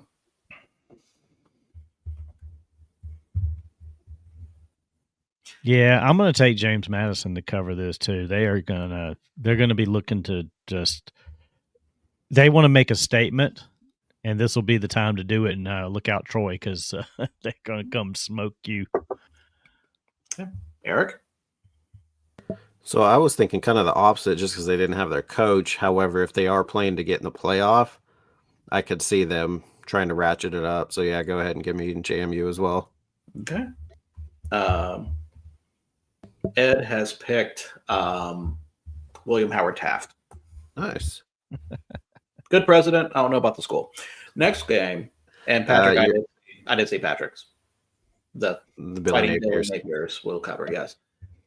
Kennesaw State at Jacksonville State. A game that if I knew about earlier, would have probably gone to, but not on a Friday night. Kennesaw State's a 2.5 point favorite, over under 59.5. Kennesaw State, 51.9%. Because of work, or you just work? Because it's 2 hours away. It's having to And I'm trying to close out the fiscal year, so it's just not going to happen. I'm going to be like working late most likely. You got 4 weeks to close out the year. It's fine. I do not have 4 weeks to close out the year. I've only got 2 weeks left. Well, tell them their calendar's dumb and they need to get it correct. Hmm. I was going to say, what, are you just too busy with your normal life for outside of work life to go to that? But if According to Donnie, I don't do anything, so. Right. No, I agree with him on that. Hmm. But if it's actually work stuff, then I understand. Yeah. And that's why when we talk about the American game here in a minute, that's why I'm not going. It's Friday night. That's the only reason why I'm not going. No matter that it's in New Orleans. small little caveat. Just a small detail. Just take Donnie's private jet over there. You can still make it. Tell me one more time, what was the spread on, or what was the line on this? Kennesaw State, 2.5-point favorite. Jax. And this is at Jacksonville State. The over-under is 60.5 in this They are game. a road favorite. Drive safely, Mrs. Mayor. Give Donnie a kiss for me when you get home. Jacksonville State. Okay. Yeah, if we're still on, she probably will come in Donnie. here. I'm going to go Jacksonville State. You sounded really unsure on that. Apparently, Well, they beat Kennesaw State 3 weeks ago, so I'm trying to decide if they can do it again. this Rick Larson guy is a big fan, apparently, of the Kennesaw State Owls. Yeah, I don't know who Rick Larson is, but why does he want to pat him? That makes no sense. Jacksonville State for me, too. 69 back in 93. Nice. Wow. Usually I can't remember stuff that far back. Next game, North Texas at Tulane. North Texas is a 2.5-point favorite, over under 66.5. Jeez. Is anybody going to take the over under on that one for picks? We'll find out later. North Texas at 58%. Go Mean Green. Okay. Yeah, I think I almost had to pause on that because they're both green, and I forgot. Oh, that's what their name is. The mean one. Yeah, the mean one. I don't know. That's a mean looking wave, though. Not the green wave. The green, mean green. Yeah. Donnie. Oh, man. He's unsure of this one, too. I am, because both of them don't have their coach, so I don't really know how to compare. But they're both potentially playing to still get in the playoff. That's why JMU, I thought the same thing, that Troy could cover, but they're also on the same boat. I'm going to go ahead and say North Texas while Donnie picks. Yeah, I mean, North Texas has been playing a lot better. Tulane's ranked higher, but I don't know that means anything at this point. I'm going to go Tulane, though, just since you guys went North Texas. I'm going to go opposite of you guys. Okay. Good. And Patrick has picked North Texas, and Ed, I will get his picks when he wakes up from his coma. Next This game. will be the game that makes the difference, I hope. Go ahead. It probably won't. Mountain West Championship, decided by computer. UNLV versus Boise State. That is Boise State that Notre Dame has beaten and is boosting their resume. By how much? By a lot. Boise is a 4.5-point favorite, over under 58.5. Boise State at 66%. Listen, all I'm saying is that, is there a team that Miami beat that's playing right now? I mean, I'm not saying anything. You're making my point for me. Give me the blue Smurf turf. And by the way, no one check and see if they played Duke. I didn't check that. I don't want to be embarrassed. I'm taking Boise State also, mostly because Dan Mullen. Donnie? Give me Boise State. Okay. Patrick, I'll just wait for yours, and I'll just go on to the next game. BYU versus Texas Tech, Big 12 championship. Texas Tech is a 12.5-point favorite, over under 49.5. Texas Tech at 66.6%, which is kind of apt for them. So here we are, Mormons versus Tortillas, part 2. So Patrick actually has hate in his heart. How about that? Who would ever thought? Patrick's coming out. Have you not listened or paid attention to the Monday night show? No, because when I commented, you guys didn't say anything about it. So I Yes, stopped. we did. We did. We said we got to wait a little bit because we do soccer first.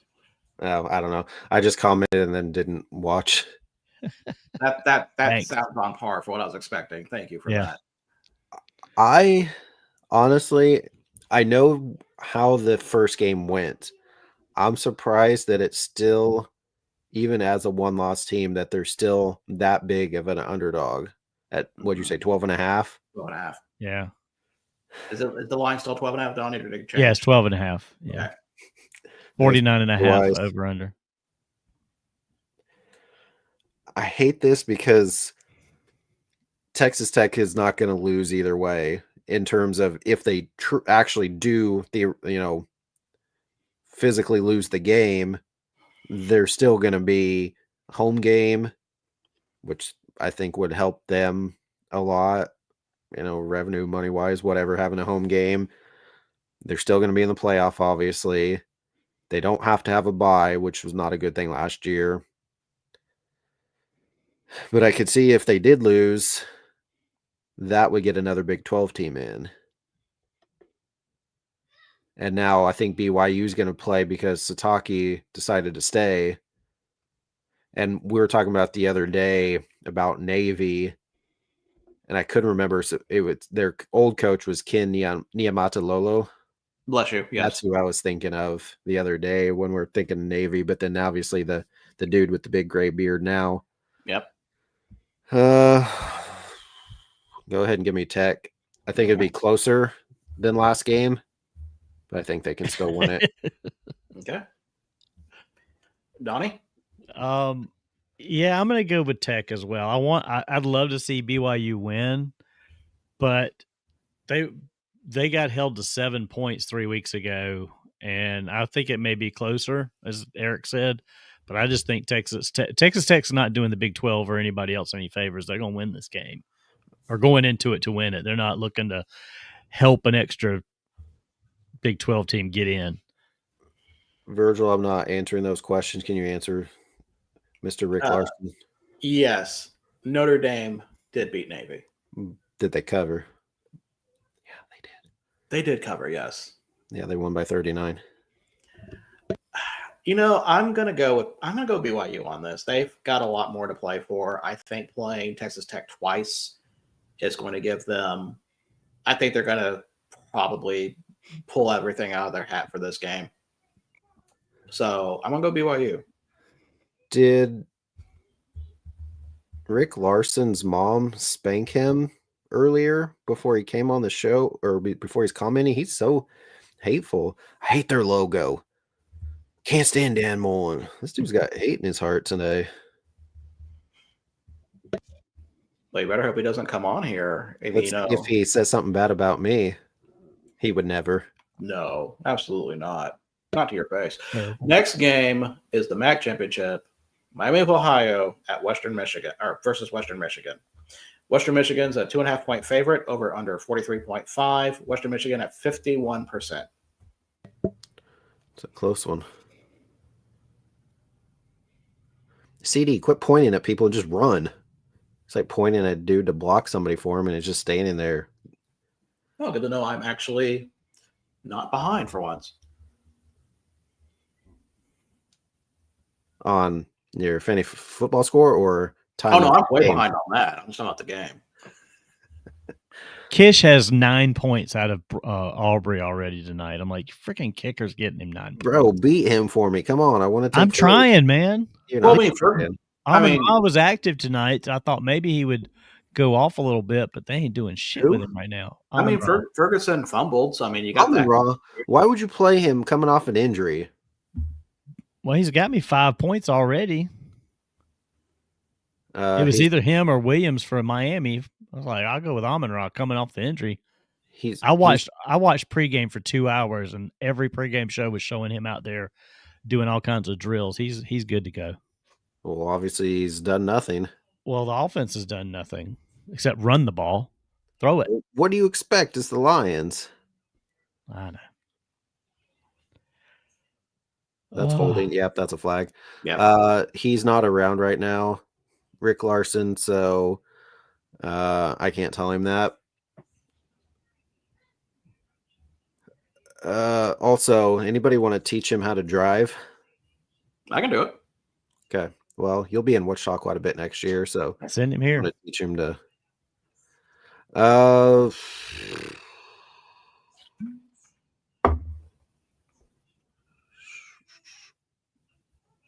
Miami of Ohio versus Western no, Michigan. I know who the game is. I can't think of who.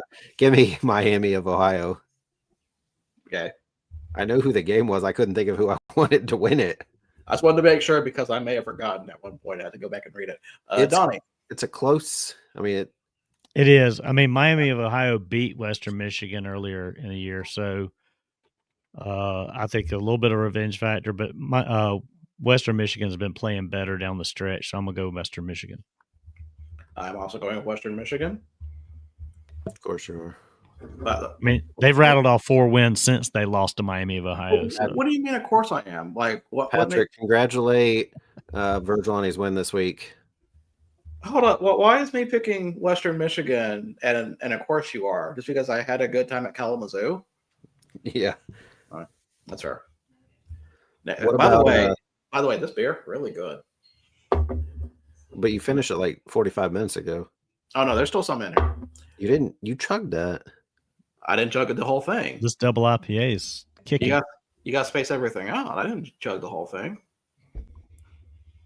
Or maybe that's my second one. Who knows? Next game, Georgia versus Alabama. Georgia's a 2.5-point favorite, over under 47.5, but Alabama is at 51% in the predictor. And why do we think that is? ESPN thinks they have better players, I guess.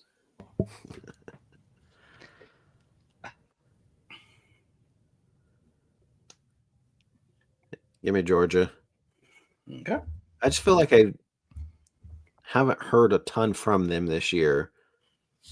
They've really been an underwhelming team.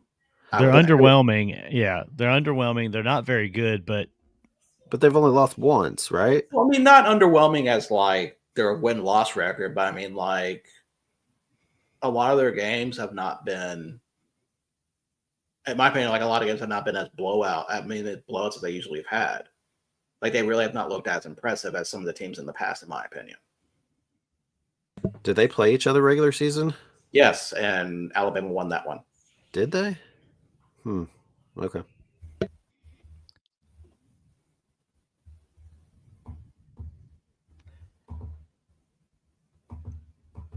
yeah, that was early in the season. Georgia beat Tennessee 44-41 and then played Alabama the next week. But I saw this guy down here with his corn dogs hat and was like, I got to be sure to get on tonight.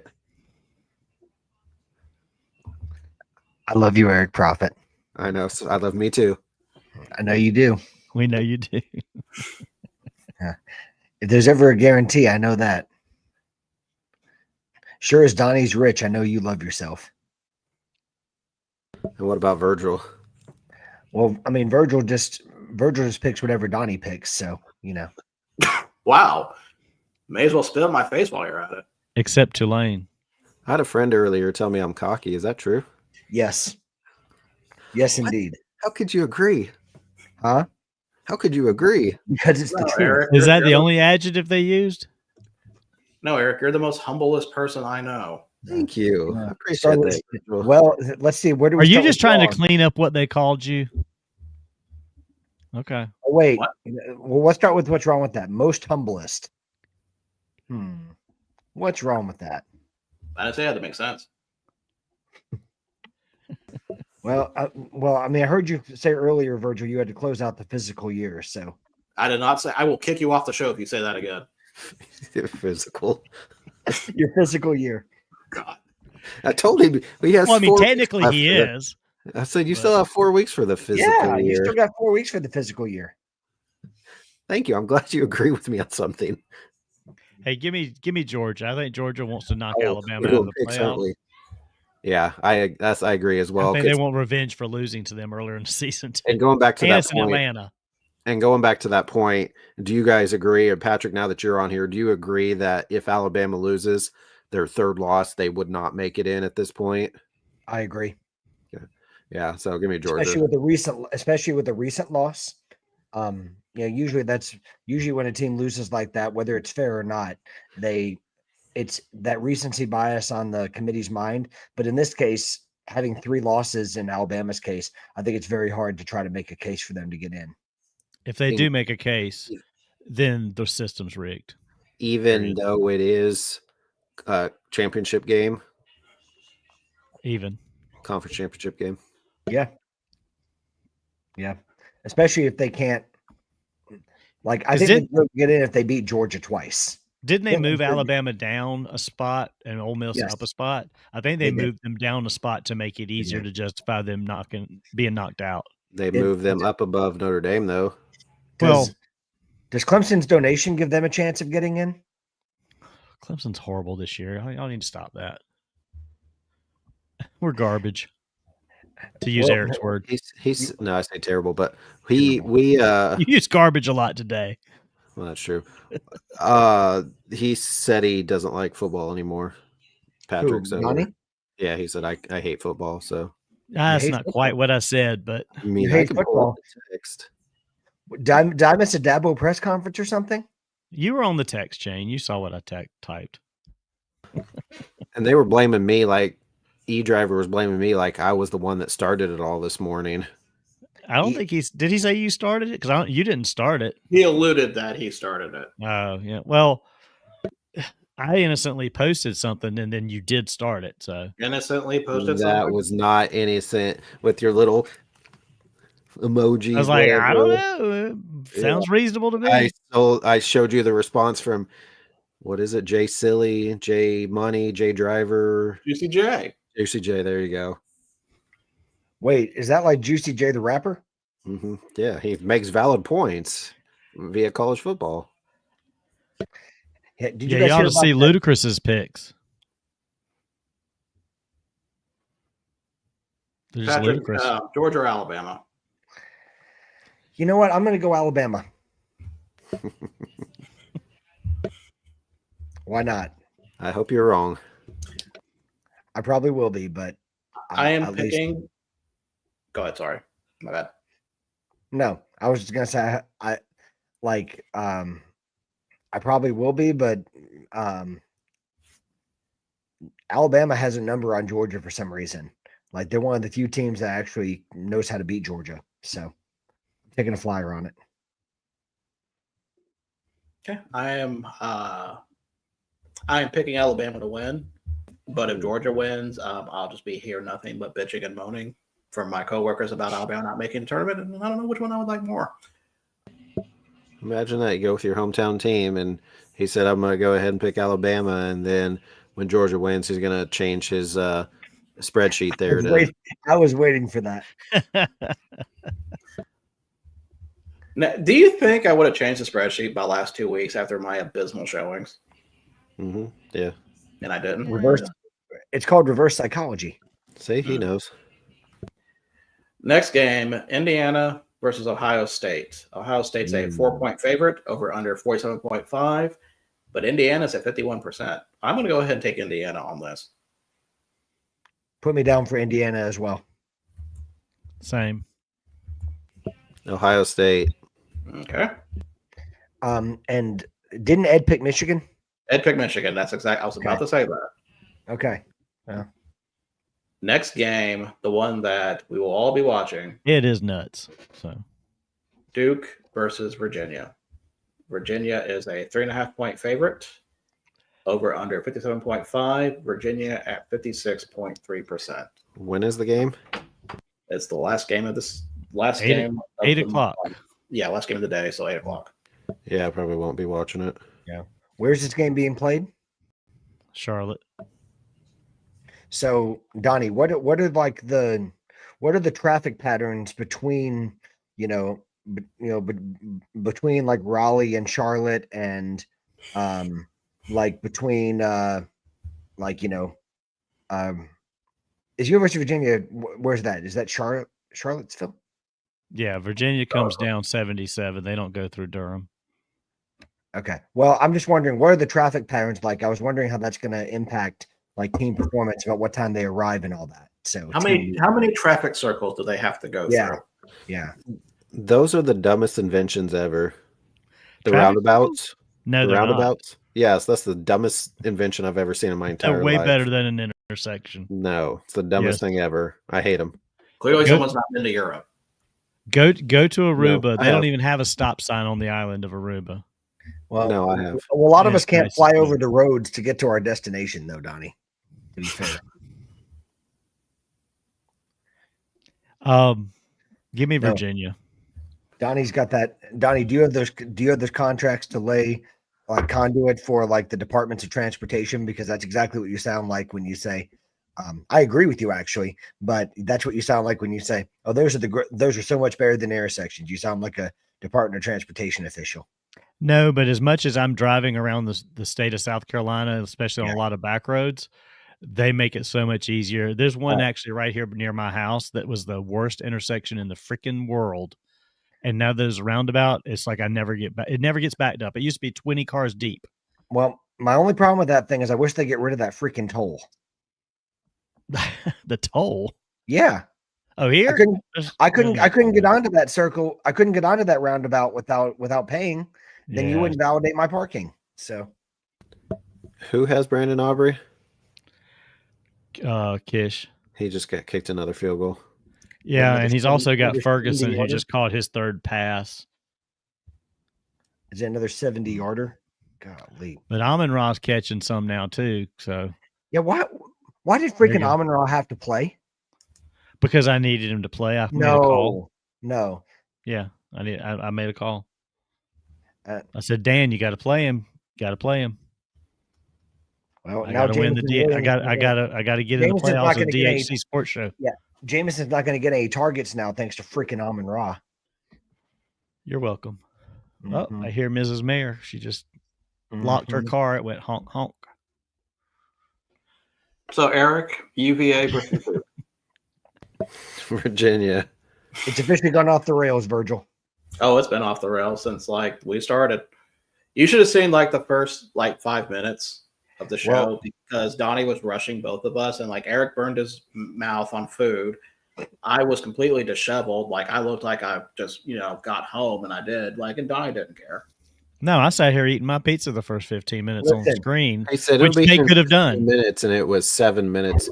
No, because we're proper. No, I'm just kidding. I eat in front of you guys all the time. Yeah, I no, texted well, y'all and it said we were going live in 2.5 minutes, and you were both like, "Well, I'm trying to eat." Guess who was both on time? let me guess. Someone was in the wrong room, weren't they? No, but that's why I I didn't texted see because how I he thought I was. was. And then he said, "My food will be here in 15 minutes," and it was there in like 7. Oh, did someone deliver your food? Yeah, his son. Papa probably. John's delivered it to Jordan, and Jordan brought it to me. See, told you. His son. He has people. He doesn't get his own food. He has people for that. No, he doesn't want to come face to face with the common people. I get it. Yeah, I mean, I don't blame him. If I was rich like that, I wouldn't either. But no. What was the other one? Oh, when I first got onto the chat, I can't believe I even knew what was going on. But like EP over here is using like code words to try to talk about the musical act he's talking about, and I know him so well at this point, I didn't even have to question what it was. I knew exactly what he was talking about. TSO baby. Yeah, when you said TSO, I'm like, I really love this dude because if I already knew that was the Trans-Siberian Orchestra, I didn't even have to ask. 16th year in a row. What else would TSO stand for? Because that's like the first thing that came to mind. You what? What else would TSO would have stood for? Oh, I don't know, but I'm just saying, like, the fact that I didn't even have to think about it, and I just hear that man talking, and I'm like, I really love this dude. If I already just knew without thinking what he was talking about. I mean, it Hold could have on. been the Teddy Sands Orchestra or something. Who knows? Hold on. I told you wrong. Teddy Swims. I told you wrong. This is actually year 17, not 16. My bad. So this will be year 17. I've gone to 16. This will be year 17. Now, is that the one you go to? Glad you corrected that egregious error. I know, I'm too. Do you and Shannon go to that, or is it? Well, yeah, I've gone with other. You go with friends like your best before, friend, but- like like you've gone with like several people, right? Yeah, but no, this lately it's been with her. Yeah. We've taken Easton the last couple of years, but now that he costs money for everything, tickets for this show keeps going up. It's like $100 more this year, and so I didn't get him a ticket. Easton so- can't go now that I have to pay for it. That's right, correct. So Yeah, it's just her and I. But we are taking the boys with us, and we're gonna go check out the Donnie area of Kansas City with all the rich houses, and like Overland Park and Prairie Village, and go see all the Christmas lights I get it. afterwards. I get it. Donnie probably owns a house over there. He does. I know someone that lives in Overland Park, though. Exactly. Of course See, you do. Of course you So do. I'm picking UVA. good. And Patrick, what are you picking? There's that Tony Bennett guy over there, whatever his name is, that coaches that team. So I'm gonna go with the guy that sings and give me UVA. So you're leaving your heart in Charlottesville. Yep. Gotcha. All right. Now time for the FCS. Eric, please stay awake for this. First game, Villanova at Lehigh. Texas State Optical. Texas State. Lehigh. That's pretty funny. that is pretty funny. Lehigh is a 4.5 By the point way- favorite, over under 47.5. Give me Lehigh. Harry gets his glasses. Lehigh. Patrick? It's Lehigh against who? Villanova. Villanova. Give me Villanova. Okay. I'm going to take Lehigh. Next game, South Dakota at Mercer. Mercer is a 5.5 point favorite, over under 54.5. Surprised you're not going to see this one, Patrick. Oh. If Virgil was coming over, I'd go with him. Look Yeah, at so I've Virgil already- preventing Patrick from I've going already to got, see yes, this. apparently I'm the gatekeeper for that, but I've already gotten started. Well, you are. I'm not allowed to go. I'm not allowed to go to Mercer's campus without their super fan. Give me Mercer. Okay. I will also be taking Mercer, to no one's surprise. Patrick? Give me the Mercer marauding Virgils. Ooh, a new one. I like that. Eric? Mercer. All right. Next game we have. Ed's going to pick South Dakota. I'm already going to call that. Next game we have. He actually picks Savannah State for that one. Savannah State. Driving. Who is driving? Who did that come from? Oh, that was from me. That was someone in my parking lot. Burning out. Burnout. Yeah. Well, I was used to it hearing those sounds in Lexington from like the garage of cars, but the showroom, as it were. Says the man who actually does have a gate. Yeah. They had to pen me in somewhere. So. All right. Next game is another spread game. Usually people Illinois- just break it down. Illinois State at North Dakota State.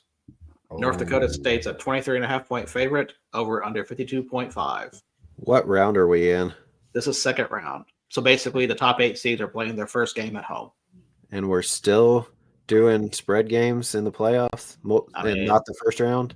Not the first round, correct? Yeah. There's one more after this, by the way, for We spread. do spread on top of FCS. That's the absolute worst. So we're doing spread for a playoff game? Yeah. Thank you, Patrick. I'm confused just like you are. So you guys are fine doing spread during a conference championship game? Yes. Is that okay? NDSU. Or anytime. I'm fine with it. What is 23? You said 23 and a half? Yes. I got to make you guys think a little He's bit. here. questioning Yeah. like he doesn't have it pulled up right there. I know he does. Yeah. It doesn't have the spread on what I'm looking at. Yeah. By the way, Virgil has to go deep dive into the. I'm waiting for the I'm waiting dark for web. Diane to change the name from the mayor to the researcher.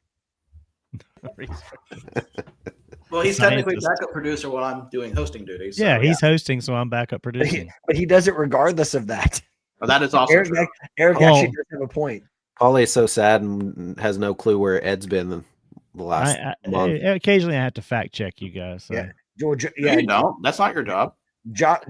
By the way, Jolly's questioning the meaning of life right now because Ed has not been on all week. He was on earlier at least. Jolly's been on here all night. Jolly has? Yeah, but he's Yeah. running his mouth about Raiders and not being like the Packers. Eric pissed him off. So Big Chew Poppy stopped by too, and then he left when you got here. he probably had to go to the club. Well, Big Chupapi only came on tonight because he saw that Leeds destroyed Chelsea. So he came to be like, oh, what happened to Chelsea? And then Donnie taking pot shots when I couldn't respond. I know if Yeah, Jolly's still, that was if kind of rude, Donnie. if Poppy's still here, he needs to come back that's on why and talk that's about why that I'm going game. in on how rich Donnie is tonight, because he threw an undeserved shot at me. I don't throw undeserved shots at anybody. This morning, the makes very a difference. first, I was gonna say the very first text that came out of your fingers. That was not an That's undeserved Out of shot. your fingers. I was gonna say mouth. He didn't say it. Wait a second. Earth, wind, heart, Captain Planet. Oh my God. Uh, That was a good save, by the way, Mr. Prophet. Did you get my NDSU? Yes, I did. I don't have anybody else's though. I'm going to take North Dakota State also to cover that. They've been mauling people. We're a professional outlet here. Patrick.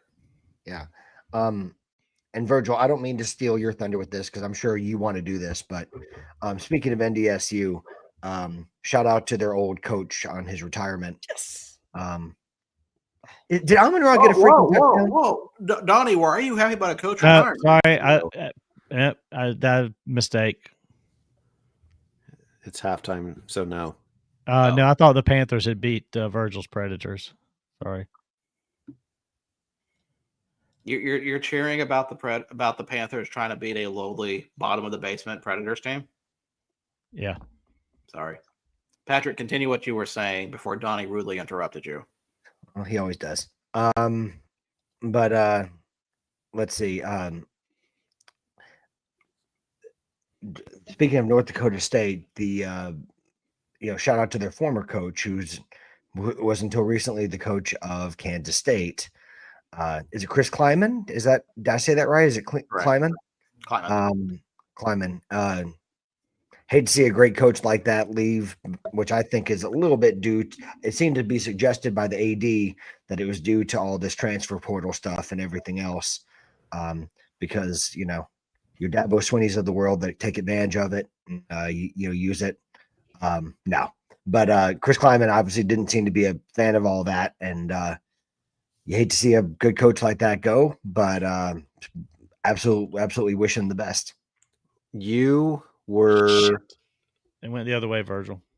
an hour, or not an hour, probably like 26 minutes ahead of time. So apparently you had your scoop somewhere, Virgil, because as of an hour ago, Colin Klein is now the head coach of Kansas State University. Look at me. And that's verified by their actual Twitter, K-State football Twitter. I have ESP because yesterday I said Virgil called it anyway. So, well, it had not been finalized, and it didn't even look like it may even have been that close to coming to fruition. But obviously, as soon as Virgil started talking about it, like, oh yeah, we better hire this guy.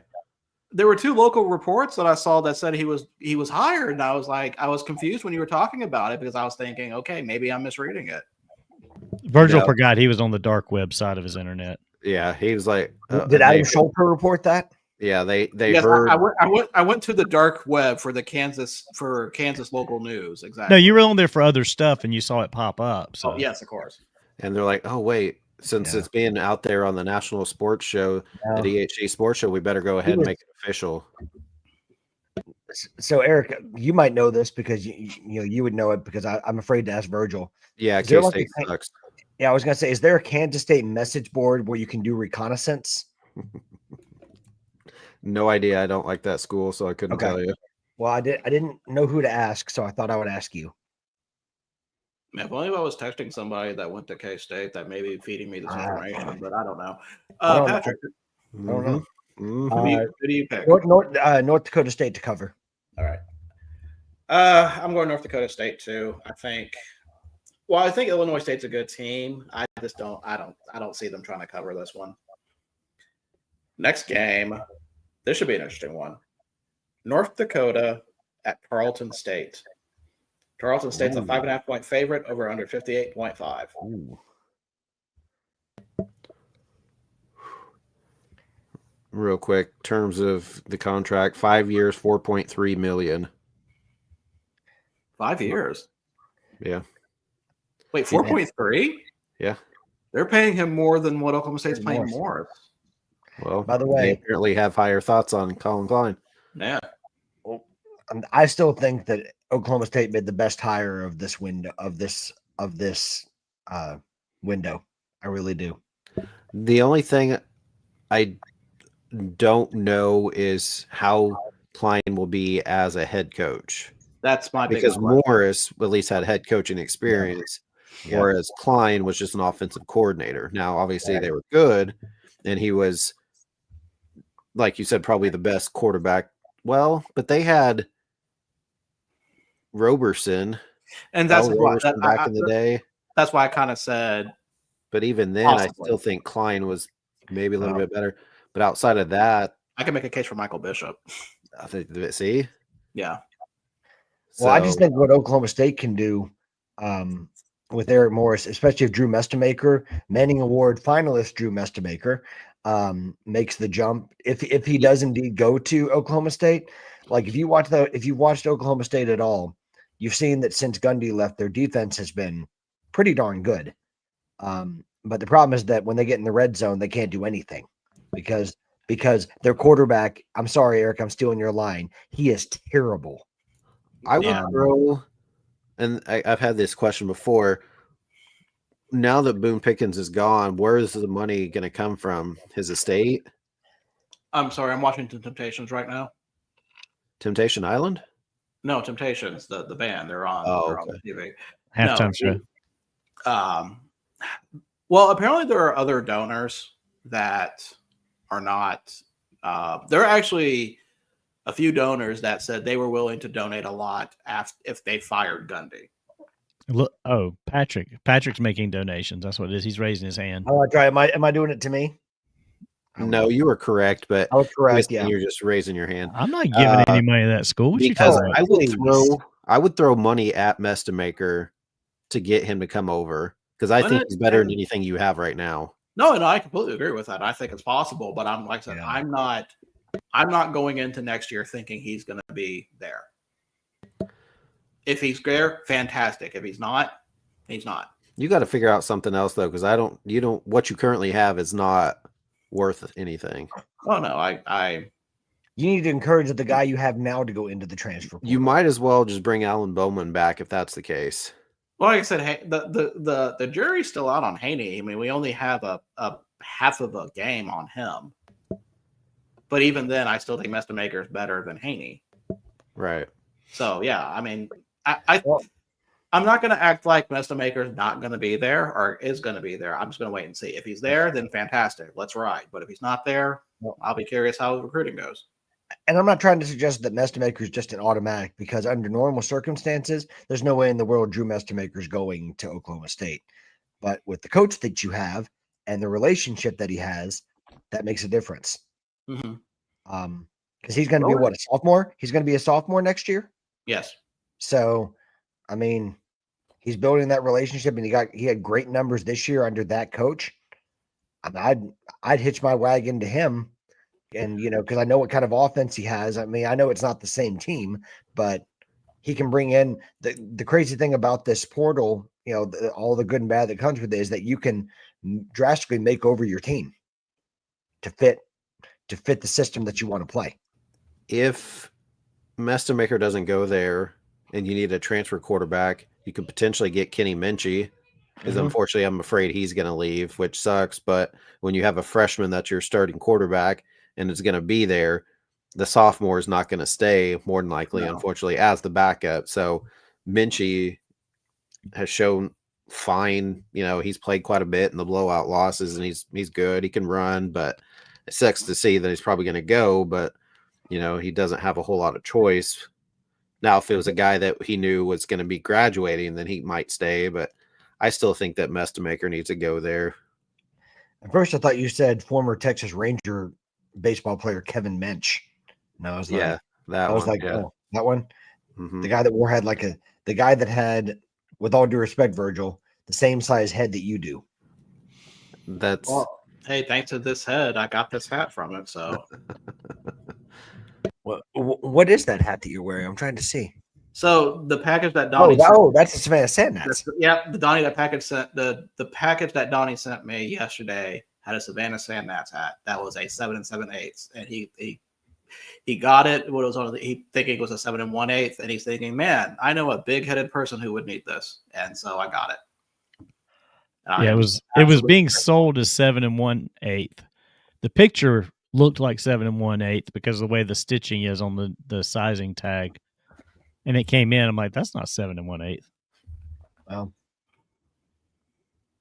real quick, this is for Eric. So Baseball History Nut apparently posted a picture of the Pensacola Wahoo Stadium, but that says the AA affiliate of the Twins have put their stadium on Airbnb, charging $1,500 a night. You get access to everything. Wait, I'm sorry, of who? Listen, no, just listen. So they Okay. mistakenly said the AA affiliate of the Twins, and somebody commented and said, this is the former affiliate in Pensacola. Wichita is the new affiliate. And then the next person commented, I had no idea Wichita looked this great, or I'd traveled there sooner.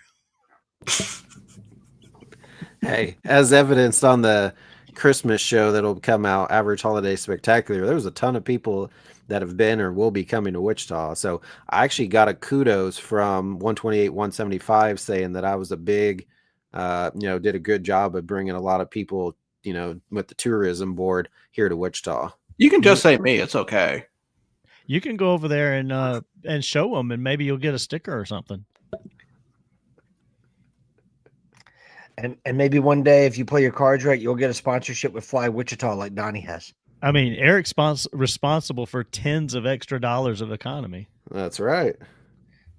The band does need to be a member of the Chamber of Commerce. Yeah, he's done a good job and is a good. I don't know. Listen, the Earn Fun Average podcast needs to be a a Wichita Chamber of Commerce member.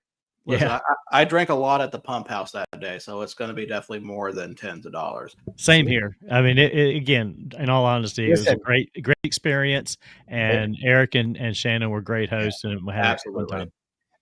Eric, has Donnie been there? He has. Well, that alone, you put much money into the economy. So. That's right. All three of you guys, plus Aggie Mac has been here as well, and Lynn, but I haven't hung out here in Wichita with Lynn since I knew her. I like this. By the way, big shout out to Terry McCutcheon and his podcast. I love being on there, and I check it out this week. So for those that don't know, the Foul Tips and Bat Flips podcast, to be specific, I had a great conversation with Terry and or Mike Bison, as he's affectionately known. And it was an honor to be on his podcast. So, Terry, thank you for the opportunity, my man. Terry, you brought down the standards of your podcast to have this guy on. He had an act of charity that he had to do for the month, okay? And Terry's a very, very kind and thoughtful man, and he took pity on me and let me be on his podcast. He doesn't advertise the averageness of his podcast. No, he helps way below average people and helps boost them up. Simple thoughts from simple thoughts from an outstanding man. How about that? Wherever it works for me. All right. North Dakota at Tarleton State.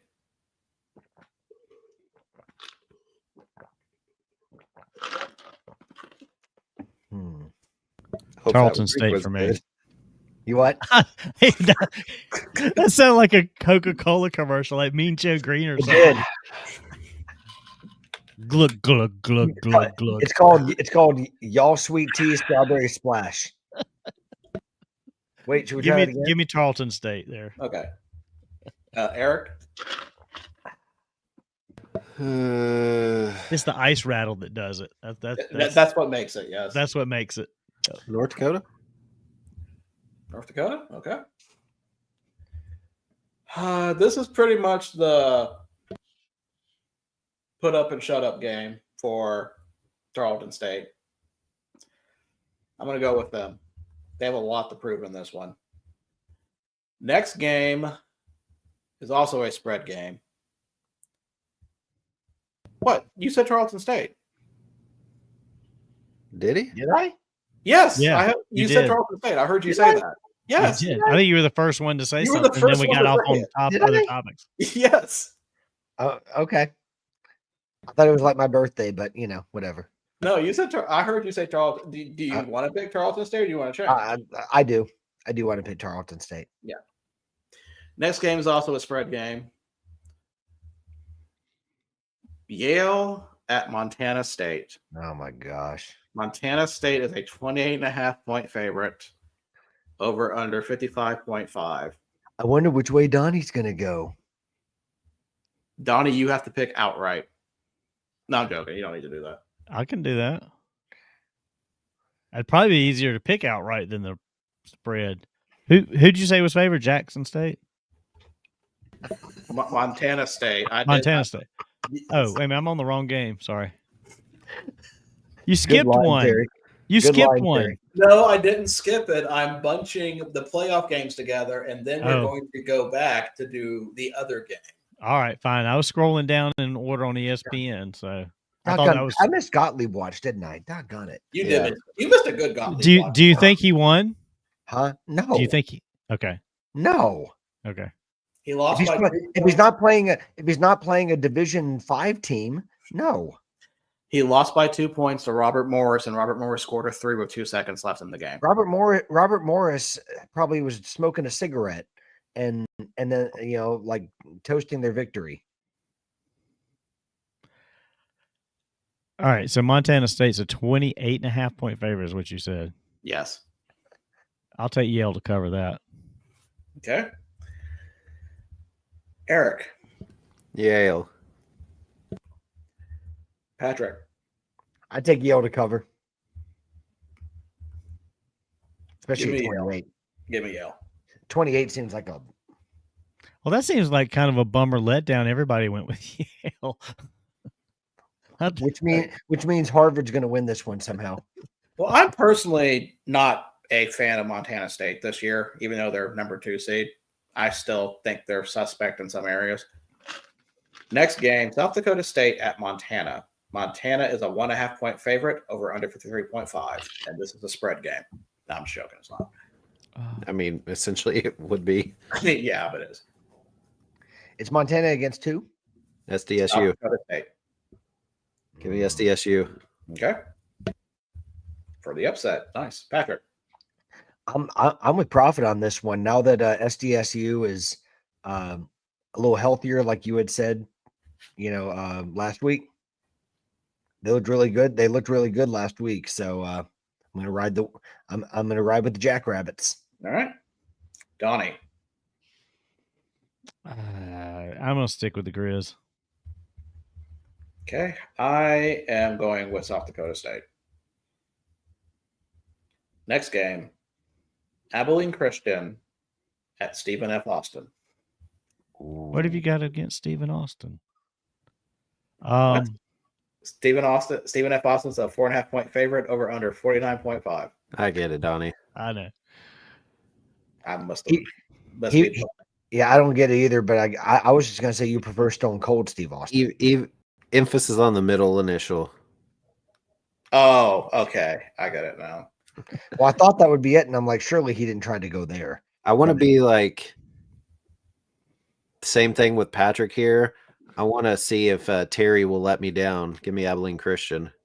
Terry, are you going to let me down this week?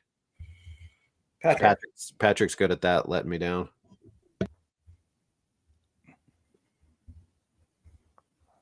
You're so mean. He doesn't know what to say now. You're so mean. All I do is love you. Yeah. I mean, I've shared a bed. Anyways, Who was Big Spoon, by the way? definitely me. Okay. Eric wouldn't make that much effort. Yeah, it's got to be effort for that. He's like, you're not worth the effort, so I had to be the Big Spoon. Give me Abilene Christian. Okay. Got to stick with my boy Terry McCutcheon. Donnie. I'm sorry. Prophet, do you have something to say?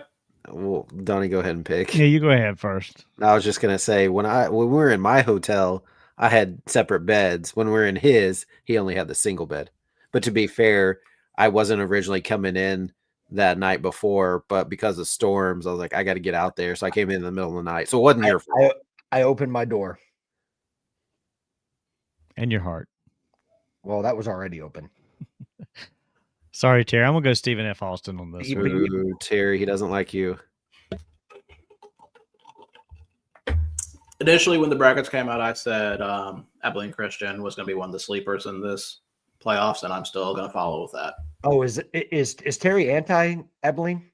No, he lives there. No, That's he's what I just was gonna say. no, he's just saying that they won by 8 earlier, but they needed 3 turnovers to do it. Oh. Sure about I said, that. don't let me down. He says, I hope not. Oh, okay. No, he's I was a- gonna be Because like, I don't- that's why I was confused. I was like, did something happen that I didn't realize? No, but Terry, needed 3 turnovers. We'll get 3 more again this game. Get 4 turnovers. This is why Prophet is not a coach. Next game, I don't think CD Lamb knows where he's What? at. They just took his ass off of there. Oh, get up. Come on. This is last game before the playoffs. Get in there. He was walking like with his helmet off, like he did not know. He had 2 people NFL guiding playoff- him. The NFL Seriously? plays are not for another 4 weeks. What are you talking about?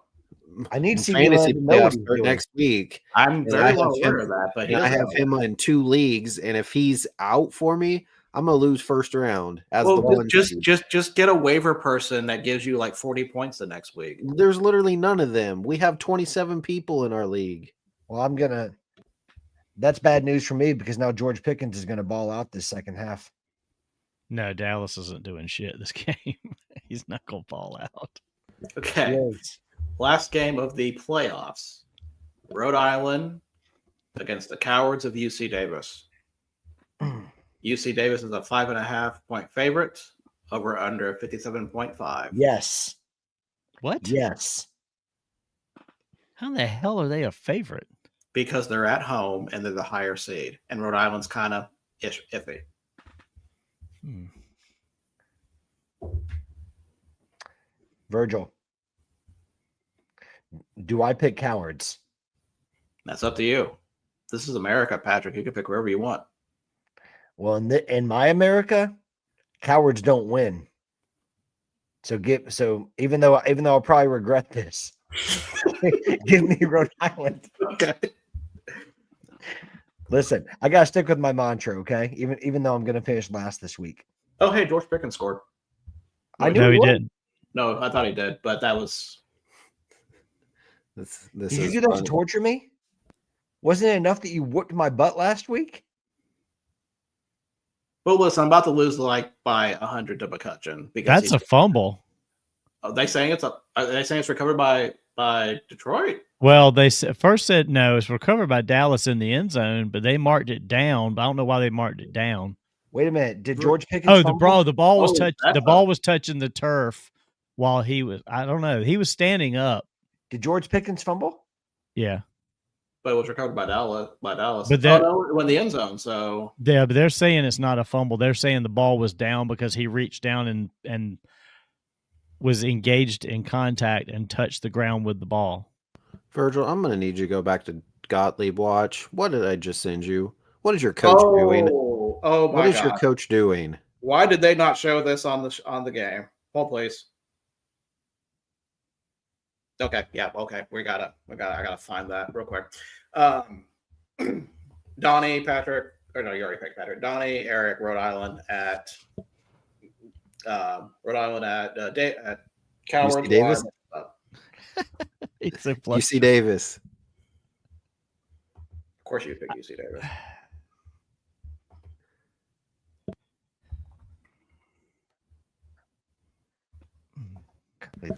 Stop throwing it to George Pickens.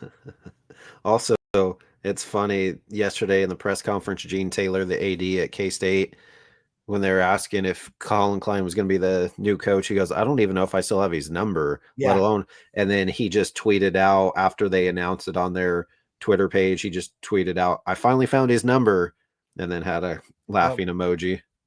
I laughed when he said, guys, I haven't even called anybody yet. I guess when I get back to my office, I'll start making calls. Okay, so Terry, that's not going to help me right now, considering he is currently locked on your roster. But if you want one of those trash panda hats, I can make that happen. All right. Give me the Cowards. Did we ever get that non-white version? Like, was it navy and red? Oh, did you guys want that? Yeah. Oh, well, shit, yeah. okay. Which one? I want to go Which to the The junk. one that says trash, but we had the white one, but this one is like a blue and red, I think. Yeah, There's so a second version of it. I'm gonna go to the junkyard this week and see if it's there. Well, today they're 25% off. Well, I'm here today, so I guess that's not The happening. store's closed today. No. No, I'm just saying I got an email about it or something. Well, I've already profit I can't add to the package I just created, so I guess I'll send that one separately. You said you can't No, it's already like sealed up and everything. unseal it. It's a lot of tape I'm not wasting. Don't forget Ed though if you do find one, because I know he'd want one too. Oh, don't worry. I don't worry. I got you guys covered if I can find them. Okay, I am picking Rhode Island. So we're going to take a break from picks and do this breaking development that just came in. So we'll call it an addendum to Gottlieb Watch. Did you get fired? No.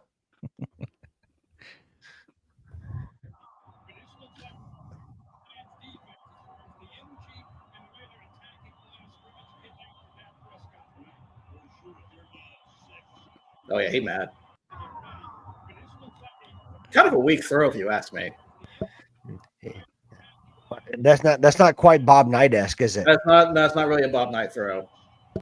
Oh, because he did it behind the stand. I mean, grab the chair on the end of the aisle there, and as you're walking out, and throw it on the floor. Now, Mm.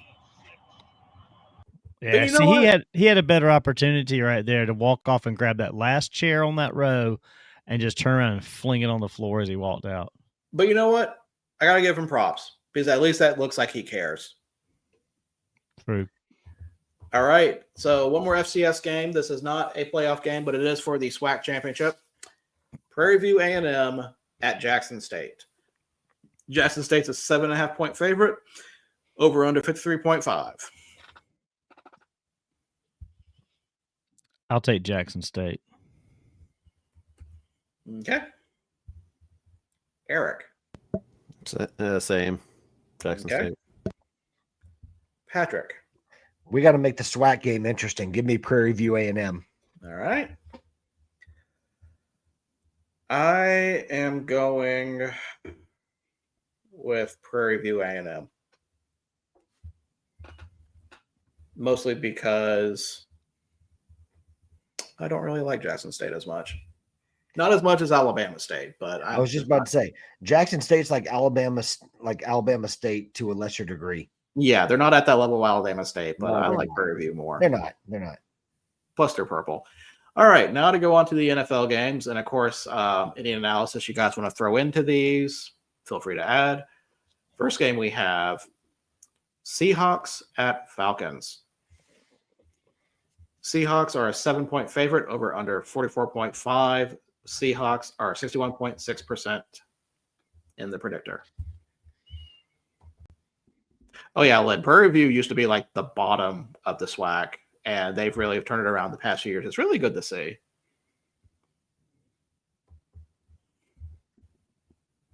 And Lynn's other story about the raccoon that broke into the liquor store and passed out drunk in the bathroom is the funniest thing I think I've seen in a long time. Oh, absolutely. It's the Trash Panda should run with that right there. They should take that and somehow turn that into some promotion or something. Against my normal logic, I'm going to go Seahawks. Oh, okay. I was like, what do you mean by that? Then I realized what you meant by that. Yeah, they're bigger. They're better in all ways to overcome that early morning game.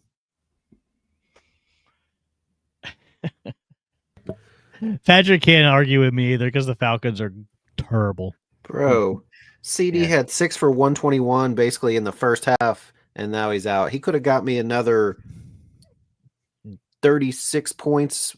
That's ridiculous. Now he's going to be out next week when the playoffs start because he's ruled out for this game. He's not going to clear concussion protocol next week. And I'm going to lose because I don't have him for the playoffs. Yeah, you have a bye week this week. I don't even want to hear it. That Hey, it I'm not didn't talking look. about this week. I'm talking about next week. It didn't look like that bad of a hit of his head to the ground, but I mean, as soon as he hit the ground, Yeah. he looked like he was. I mean, his body went limp for a second. Did he really get? Wow, I didn't realize he had 6 for 121 in the first half. No wonder. Exactly. So I could have crushed this week, and I have him in 2 of my leagues. They weren't scoring any touchdowns on that 121, but he was getting some yardage out of it for the field goals. Well, now it's going to be George Pickens getting all the targets. Terrible. Seahawks. Okay. Patrick. So listen, Donnie actually made an excellent point here. Even though the Seahawks are struggling, you don't exactly expect the Falcons to actually take advantage of that, do you? They played the Jets last week. Are the Seahawks struggling? Did I I was miss going to something? say they're not. Like, where are the Seahawks struggling? But okay. Well, not the defense, but on offense, Sam Darnold has struggled a little bit. That's fair. Right? I'll give you that. I'll give you that. Yeah. No, he is. I meant more on the offensive side. I mean, They've leveled out a little bit, maybe. Well, the defense has been phenomenal, but they're not very responsible with the football on the offensive side, is what I mean. But anyways, so that's my save. But regardless, the Falcons aren't going to take advantage of anything. So give me the Seahawks. Okay. Oh, hey, Williams caught a pass. Seahawks for me. Hey, Next game, Bengals at Bills. Buffalo's a 5.5 point favorite over under 53.5. Buffalo at 63.5%. Yeah, Buffalo's got to get back on track. It's a home game. Burrow's helping the Bengals by being back, but this is going to be on the road. Give me the Buffalo Bills. Okay. Eric.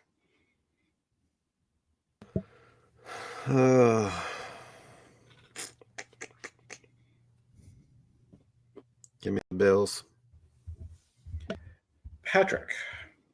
give me the Bills. I'm just a Bill. I think Bengals keep it closer than what people are expecting, but I'm going to go with Buffalo. Next game. Get ready for this one. Titans at Browns. Oh my gosh. Browns are a 4.5 point favorite. Get this over under 33.5. Oh my gosh. It's still not the lowest we've had this season, but it's pretty close to it. Pretty close to it. And Cleveland at 51.7%. Oof. I don't know who's going to win this game, but I know the fans aren't. Is this game in Berlin? No. Bosnia. Why don't you get mad at him for talking about Germany? Who says I'm not? Well, first off, I wasn't born in Berlin. That's different. You said Germany, the whole country. Patrick just said Where Berlin. were you born in? I was born in Landstuhl, Germany. Oh, Yeah. that's- Well, and I was not talking about the country. I was talking about like the games that they've had to endure, like when like last year, the Colts and the Jets. Like that was such an awful game. And what I was asking is like they didn't do anything to deserve that. That was my point. Browns. Okay. Hey, you Get Amon Ra out of this game. you're not making the playoffs. Trade me Michael Pittman. You talking about me not making the playoffs? Yeah. I know. Trade me Pittman. I need a You receiver still have now. a shot in the playoffs, though, Patrick, don't you? You what? You still have a shot in the playoffs, don't you? Nah, he's Hardly. done. I'm done. Listen, if even Eric's admitting that I'm done, I'm done. Yeah. Trade me Pittman or Jameson Williams. I'll give you Quentin Johnston. Dude, I have him in one of my other leagues. He's garbage. He is garbage. He was good for 2 weeks. Well, whoever had Bates just missed a kick. Seriously? Yeah, it was blocked. It was blocked, yeah. There went my I'm Good gonna thing- lose to official league now. I'm just kidding. Oh, yeah, I was gonna say. I was gonna say you scored more points with 2 players than they're scheduled to even get. Like they have Ibuka on the bench and they're starting Calvin Ridley. That's all I need to say. Chuba Hubbard's on a bye. Yeah, Drake May, his quarterback's on a bye. Omarion Hampton, you said, is coming back. he is. He is.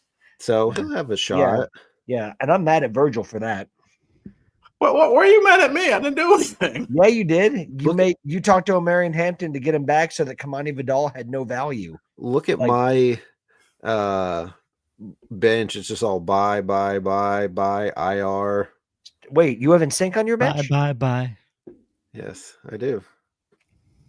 And I know you like that because you're like me and you like some of the boy band songs. Correct, yeah. Some of the boy band songs? Don't you mean all the boy band songs? All of them. But you know the one that I always sing to him, I'm always like, quit playing games with my heart. He loves that. Look at him. He was smiling. Look at him. You got him real. Look at him. I got him. Patrick. Titans or Browns? Oh God. Do I have to pick one? You have to. No, you don't have to. You just take the L. You can take the L. Virgil, who'd you take? I'm taking the Browns. God. I think I'm going the Browns too. Maybe Shador will get a dub. I don't know. Ed picks the Titans. That's No, Ed picks the Ravens. Are the Ravens? Yeah, the Ravens are playing. Yeah, Donnie. Wouldn't matter. He still picks them. Browns. Okay. Can I change my pick? No. Next game: Commanders at Vikings. Vikings are a 2.5 point favorite somehow. Over under 42.5, and this is a 50-50. Virgil, are you starting JJ McCarthy? No, I dropped JJ McCarthy. I dropped him like a bad habit. Smart move. We're only eating brisket in this house now. One of your best moves all season. and that's coming from someone who lost to you by 50 points. Or 70 or whatever it was. It was like 40. It was like 30 something. It was like 80 points or something like that. It was not 80 points. It was. I don't think any of us even scored 80 points. I know I didn't. You did. I know I didn't. I was 12 points from 80. Is Daniels back yet? Let me see what the injury update on Jalen Daniels is. Because yesterday it said uncertain. Are you asking that because if it's Mariota, you're definitely picking the Commanders? No, honestly, I think I would regardless. He practiced fully today, but so far, yeah, full participant in practice, but still does not say if he's going to start or not. That's fine. Still give me the Commanders. Yeah, I'm taking the Commanders too. The Vikings are just a dumpster fire right now. I feel like it didn't really matter if Mariota was playing or not. I would still go with Commanders.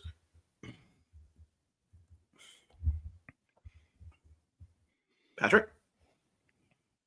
Yeah, give me the Commanders. Okay. Next game, Dolphins at Jets. Dolphins are a 2.5 point favorite, over under 41.5. Miami at 53.9%. The 1 o'clock window is garbage for the most part. I mean, Saints Falcons will be kind of fun. Seahawks. I mean, there's a couple of games, but I mean, there's a lot of bad games in that 1 o'clock window. Falcons for sure wouldn't be. I'd rather watch Daniel Jones on one leg. Thank you very much. Well, I mean, you did last week, to be fair. I did. Dolphins. Jets. Ooh. Someone loves Tyrod Taylor. Listen, I picked the Jets last week to beat the Falcons, and they did. So we're gonna ride that Jets train until it kills. But did they though? He's riding the jet stream. I mean, you saw the score. Technically, on the score, they did. I wouldn't say it was so much the Jets won. It was just they didn't want to lose as much as the Falcons did. That's also fair. Next game, Saints at Buccaneers. Buccaneers are 8.5 point favorite, over under 42.5. Buccaneers 72.6%. Buccaneers. Yeah, I'll take the Bucs at home. Yeah. With Baker a full participant in practice this week. And he's got Ibuka. Is it Mike Evans coming back too? I believe he is.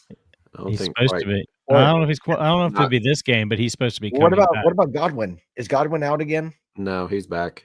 He's back, yeah. So he's at least has options again. I think Evans has been cleared to return, but not yet. But give me the Bucks. He's probably in his 21-day window. Yeah. Fire them cannons, baby. Yeah, Bucks for me. Next game, Colts at Jaguars. Colts are 1.5 point favorite over under 47.5. Indianapolis at 54.6%. I missed a good joke with that last game. Dang it. Like Donnie's wallet, give me Bucks. Oh, nice. He still circled back to it. I did. I had to say it even if the timing was off. Hey, Patrick, when Yes, sir. when Tampa Bay makes draft picks, are they young bucks? Absolutely. Absolutely. They just have to watch out for an Okada, Yeah, that messes up everything. Makes it right all the time. Yeah. But also, they're also young bucks and they go G unit. Oh God. Jaguars. Okay. Donnie. Yeah, I'm going to go Jaguars at home. Imagine that. He picks his team. All I right. know. His Well, beloved. they play in Indianapolis in a couple of weeks, so it may be a different story then. Well, I mean, whenever I've got Jaguars questions, I know I only go to one person. I'm going to the home team this round. Patrick. It sucks when you when you blindly just stick with your own team, because I will be the first to admit that the Colts are absolutely terrible in Jacksonville. They don't know how to win there, no matter how good or bad they are. But give me the Colts. I'm going to ride with them. Okay.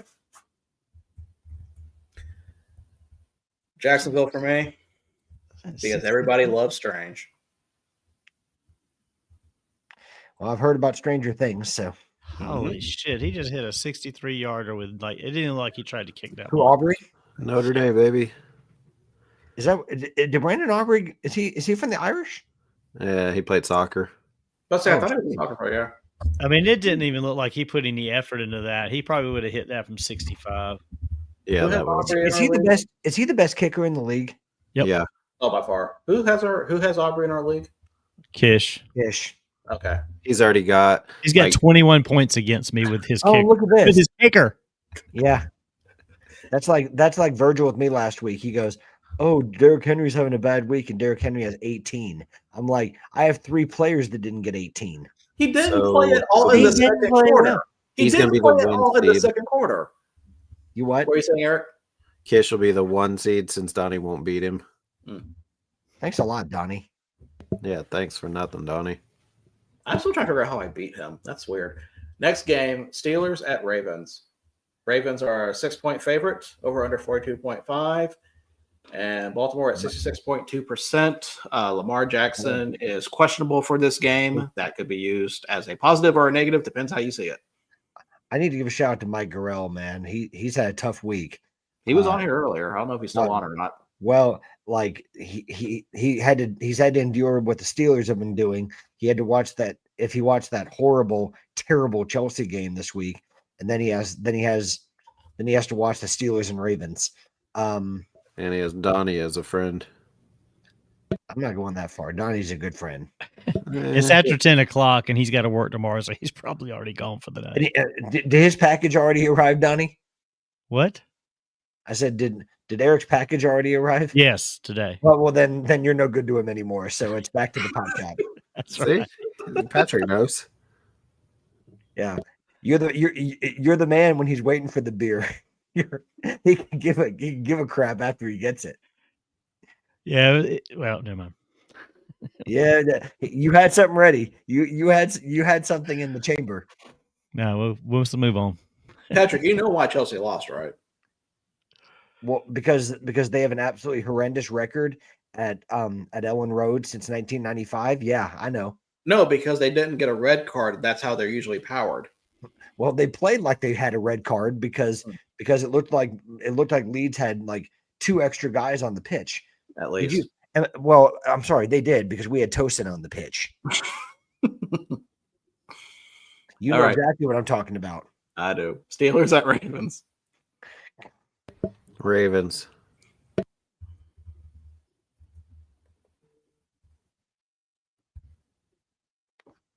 Yeah, give me. Everybody else at once. Well, I know Donnie's going to take 10 Already minutes. went. But What? so yeah, so give me the Ravens. I think Derrick Henry's going to have another good week, despite what Virgil tries to say that he struggles. I will pick Ravens also. And Donnie? Ravens. And Lamar Jackson, I'm sorry, he's been terrible. He really has. And I like Lamar Jackson. That's the thing. So who do you think Ed's going to pick between Aaron Rodgers versus Baltimore? He'll take a flyer on the Steelers. I can say Kent I think he's going to go with tie. Kent State. Kent State. Next game, Darla will Broncos. tell him to pick the Steelers. Broncos at Raiders. You're probably right. Actually, I'll speak for him. You'll say true story. Give me the Oh, Broncos. wait. Hold on. Did I? Hold on. I think I screwed up something. Hold, please. I swear, Amon-Ra, you need to stop, man. Oh, no wonder he always wins. He's like, oh, I messed up. Let me go change that real quick. So until that a few minutes ago when I was looking at Aubrey when he made that kick, I looked over at my kicker and I'm like, why do I not have any points showing for my kicker? He's not out. And I looked. Is he not I'm like, playing? No, it's Badgley. Oh, Michael Badgley for the Colts? Yeah. They waived him on Tuesday. I didn't even know that. That's I looked about down. right. I'm like, wait a minute. I'm like, shit, I got to get a kicker. Because my other kicker I've been playing is on bye this week. Okay, so Broncos are a 7.5-point favorite. Over under 40.5. Denver 69.8%. Broncos to cover the spread. Okay, it's not a spread game, but that's good to know. Patrick, Give me the Broncos. Donnie, Broncos. and like I said, I will still call them frauds until proven otherwise, but they're not gonna lose to the Raiders. Broncos. Next game, Bears at Packers. Ooh. Packers are a 6.5-point favorite, over under 44.5. Green Bay at 68.7%. Eric, give us some analysis. Why is this a 6.5-point spread when the visitors are the 1 seed in the NFC? I don't know. I don't make the rules. I don't get it either. I don't know. You want to call Vegas and see? Why don't I call them real quick? I do. Okay, give me 1 minute. Give me 1 minute. You talk while I do that. Yeah. Eric, what's the outlook on Josh Jacobs for this week? He'll be fine. I haven't heard that anything's going on because we had a Because few extra days since we played last Thursday. Yeah. Wasn't it? It's a bone bruise, right? Well, his knee, but yeah. Yeah. But yeah, we've had a few extra days, so there's nothing, and they haven't officially activated him yet. Okay, Virgil, we get it. What'd I do? They haven't officially activated him yet, but Jaden Reed might be back. They're still not sure. If not, he'll be back for the Denver game. Okay. It'll be interesting to see how the run defense does against the Chicago Bears 2 running backs. Like I said, Devontae Wyatt's out, so I'll be curious to see who steps in for him. And if they try to run more that direction where Wyatt would have been, I mean, obviously they'll put a guy there. I'm just not sure who they're going to have and if he's going to be quite as effective. So that'll be the key. If they can shut down the run, I think they'll be okay. I don't really trust the Bears passing game in a game like this. I don't either. It's only 16 degrees. It's cold as shit there. It's Chicago. They'll I know they're used to it, but still, Lambeau is just. But Lambeau's a different animal, though. I mean, whether it's cold or not, Lambeau's a different beast. Yeah. Even if you are the Bears, they're used to playing in snow. Which I think there will be snow. I don't know. Is there? Donnie, what's the weather? I know you follow all the travel and weather patterns. No, it doesn't show. I'm sorry. Let me ask the researcher, Mr. Researcher. AccuWeather shows partly cloudy, partly sunny, 16 degrees. Ooh, so no precipitation of any sort. No, It's not showing any. Man, this is a tough one. I'm gonna go Packers because they're at home. I'm just gonna take them at Lambeau. No. Why would he do So- that? Well, then my mind's made up. Then Patrick, and what is that? I'm riding the hot hand. Give me the Bears. Okay. Eric. Girl, you know what it is. Go Pack, go, baby. All right. And Packers for me. Next game, Rams at Cardinals. Rams are a 7.5-point favorite. Over under 47.5. Rams at 65.9%. Virgil, can you please take the juju off of Matthew Stafford, please? Well, I mean, like, I'm not playing you anymore, so it's done. And Juju Smith doesn't play for the Rams, so Thank you. That's the other thing I was going to say. Thank you for getting that in. before I did. That sounds like something Patrick would say.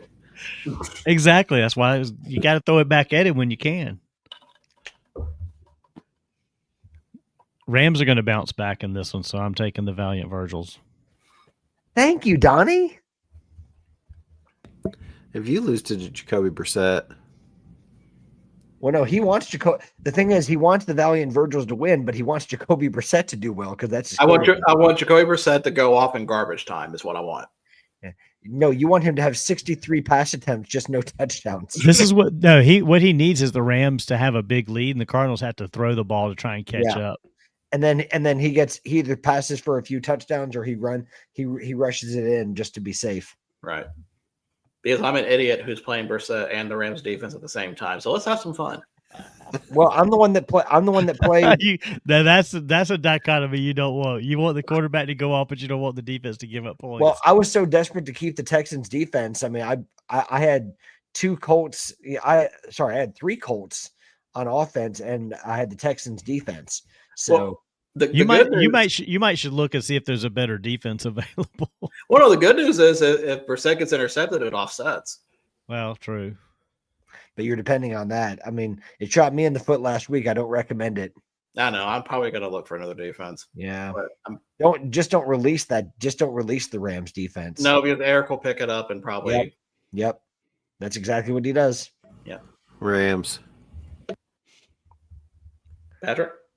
I would like to submit a pick for the Los Angeles Valiant Virgils. All right. And That Rams might be my favorite name of all the teams I've named after you. Although the Dabo Valley Donnies, Dabo Valley Donnies is still my favorite. Dabo Valley Donnies is quickly becoming one of my favorites. I'm trying to remember. I'm trying to think of who I've named teams after more. You or Donnie? Donnie. I know. That's the third one that I know of for me. Donnie's got three. I've only got two. No, you have three. Who am I forgetting? You got Virgil. You've got Virgil. You've got the Los Angeles Valiant Virgils, and you've got the Indianapolis Industrious Virgils. Didn't you give me a fourth one with Mercer?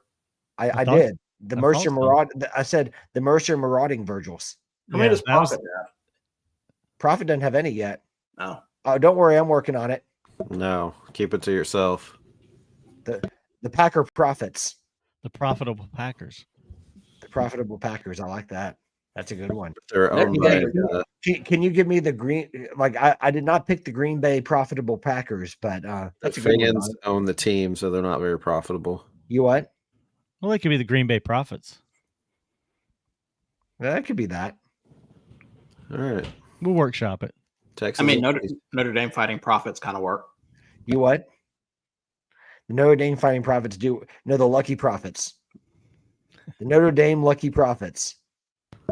And then the Kansas Profhawks. Oh, I like that. Give me the Chiefs. We haven't done that game yet. Texans at Chiefs. Chiefs are a 3.5-point favorites. Over under 47.5. Kansas City 65.1%. Eric has picked the Chiefs. Donnie. Also, she's been getting really mad at me. She's like, "Why do you keep picking them? Because they keep losing." Oh, so the curse has been lifted and has moved on to you now. Yeah. The curse has moved into the Profit household. The calls are now coming from inside the house. Yep. I think this is the last regular season game the Texans will lose. So I'm going to go with the Chiefs at Kansas City. They need a bounce back. Texans are solid defense. This might be the only one they lose the rest of the way, though. That offense seems to be picking up too now. It is. It is. But the Chiefs at home are that's a tough out in Kansas City. Donnie, who'd you pick? The Chiefs. Thank you. Virgil, is it okay if I submit my pick now? Why are you asking for permission? Because you're the host, and I want to make sure I'm respectful of the host, running things. Go ahead. I would like to submit a pick for the Houston Texans, please. Okay. I am going to go Kansas City in this. I think that's a little too tall of a task for Houston to beat them at Kansas City. I wonder why. Listen, underestimate Davis Mills at your peril. Well, what if I know Stroud's healthy, but they might have a couple of surprise packages for Davis Mills. I'm going to avoid the joke for that one. Mhm. Next game, Eagles at Chargers. Eagles are a 3-point favorite over under 40.5, which means it's going to be a terrible game. Terrible. And Eagles at 59.1%. Eagles. Give me the Chargers.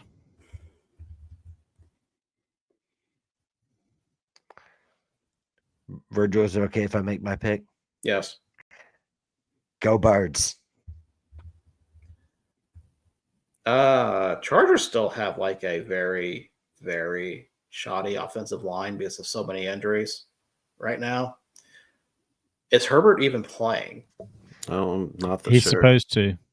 Supposed to? Donnie, I swear with St. Brown. I'm going to go with Eagles. I'm not playing Gadsden anyway, so I'm okay with that. So time for over-under. So Patrick, you are first since you won. So over or under on Colts Jaguars.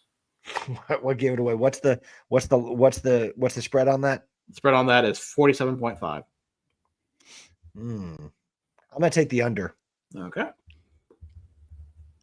It was just a hunch. I don't know why. Well,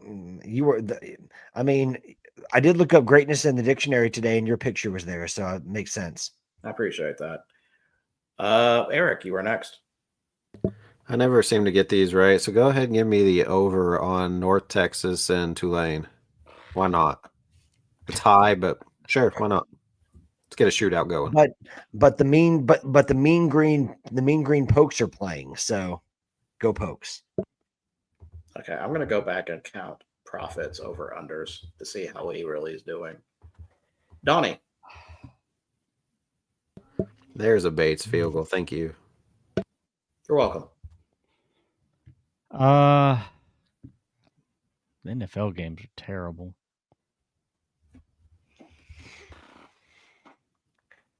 I love how Eric's terrible has become a thing on here. It makes me very happy. Terrible. Fantastic used to be like that with Donnie for a little bit. Oh, it's fantastic. Yeah. No, don't y'all called me out on that so much. I got complex about it. So no, he brings it out on the morning show, and I love it. Like he'll say, "Man, I saw that game this weekend, and man, it was fantastic." Donnie, it's nothing but praise on it. Usually when stuff gets called out, for me, it's all grammatical errors. And with me, you just tell me I don't shut up. So, it's just, which I don't, but.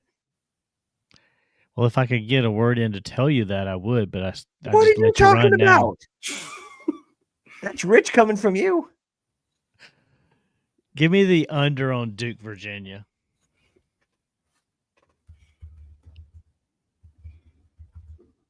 Let me see what the under. Why don't you just hire someone to tell me to shut up? I mean, you got the money for it. Don't waste your own vocal cords. You probably have those things insured anyway. I'm a little surprised by that line. Now looking at it again. Oh, Duke, Virginia? Yeah. Yeah, I don't have a clue why that's so freaking high. Neither one of these are high-powered offenses. Isn't that Tony Bennett coach famous or something? Yeah, Tony Bennett. Isn't it Tony Bennett? Tony Elliott. Tony Elliott. Same thing. Tony Bennett. All right, give me. Let's see.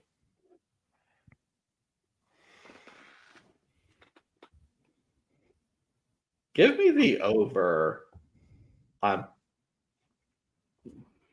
Yeah, give me the over on Boise State UNLV. What's the spread on that? That is a spread of 58.5. Okay. Interesting. And of course, Ed, I will get his information later whenever he sends it. And my spreadsheet is now doing something weird. Oh man, Ooh, magically he got all the right answers. he Doing something knows. weird. He knows. It's auto correcting. Wait a second. It magically saw the future and it changed all of No, my. what it is actually I'm gonna go 52-0, and I don't know how it happened. what it is actually doing is when I put the over on the column that I have selected, which is F, it is putting it in column J. Eric, This guy- Eric, he accounted for that. Exactly. This guy acts like he doesn't know how to do spreadsheets or how to correct He them. acts like he doesn't live in spreadsheets. I'm trying to figure out why it happened, so I'm trying to troubleshoot this right now because usually that does not happen. Listen, I'm gonna back off now because I don't want 128 coming after me. Okay, I already put her on the spot one time. I don't need to. I don't want to make her mad. So I like how you dropped the second number. you what? I like how you forgot what the second number was. 175? Oh, so you do remember. Oh, of course I do. Yeah. Well, that is it for picks. So good luck to everybody. Hopefully Ed will send his before the first game starts or he will be disqualified. Yep. So. Oh, look at that. Eric's already got 31 points. Congratulations on winning the championship, Eric. You're welcome. Let me see what Gibbs is at before we sign off. Man. 20. Okay. So still. I already Still. have an 84% chance to win. Yeah, you haven't even Or made be special. Yeah. I am. Also, Yeah. I could have blown this out and been like 95% if Lamb was still in. Yeah. Is he not coming back at all? Is he done? Yeah. No, he's out for the game, and he'll probably be out next week when the playoffs start. And so I'm going to lose next week in the first. I heard he's out for like 4 weeks. Yeah, exactly. So Considering I'm going to win the championship because my best player's out. Yeah, considering I have no running backs, can tell Young Profit congratulations on the win this week. As you're projected to win, and you're winning right now. So this is more of a Monday night story, but because Albert Breer posted it earlier. Albert Bell? Albert Breer. Oh, okay. FIFA operates like a crime family is his comment. Oh, that's nothing new. Yeah. I was going to say, you'll learn very quickly that's yeah, what because of FIFA's rules about sponsorship of and corporate names, non-sponsor corporate names at World Cup venues, AT&T Stadium will be called Dallas Stadium during the World Cup. Yeah. That don't surprise me. That's hilarious. So Virgil, do they cover up the AT&T stuff or the visual, No, or they won't. Just how they refer to it? Probably just how they refer to it. They probably won't have show, every camera angle will not show the AT&T though. Yeah, they won't show any shots of it, so it'll be like. Can you imagine if they did that at Progressive Field? Like you'd have to just mosaic the whole place. All right, so that is it for picks tonight. So thank you for joining us. We will be back on Tuesday as we go over the winner of picks and go over the conference championship fallout and the FCS fallout. And I think, will we not have a playoff bracket by then? So we'll see what goes on from there. I'm sure we will all be level-headed during this, and there will be no fighting whatsoever. No chance. No chance. So go Irish. So thank you for joining. Go ahead. Never mind. Go ahead. Go ahead. No. I'm not getting started. You sure? Okay. Thank you for joining us, and we will see you guys on Tuesday.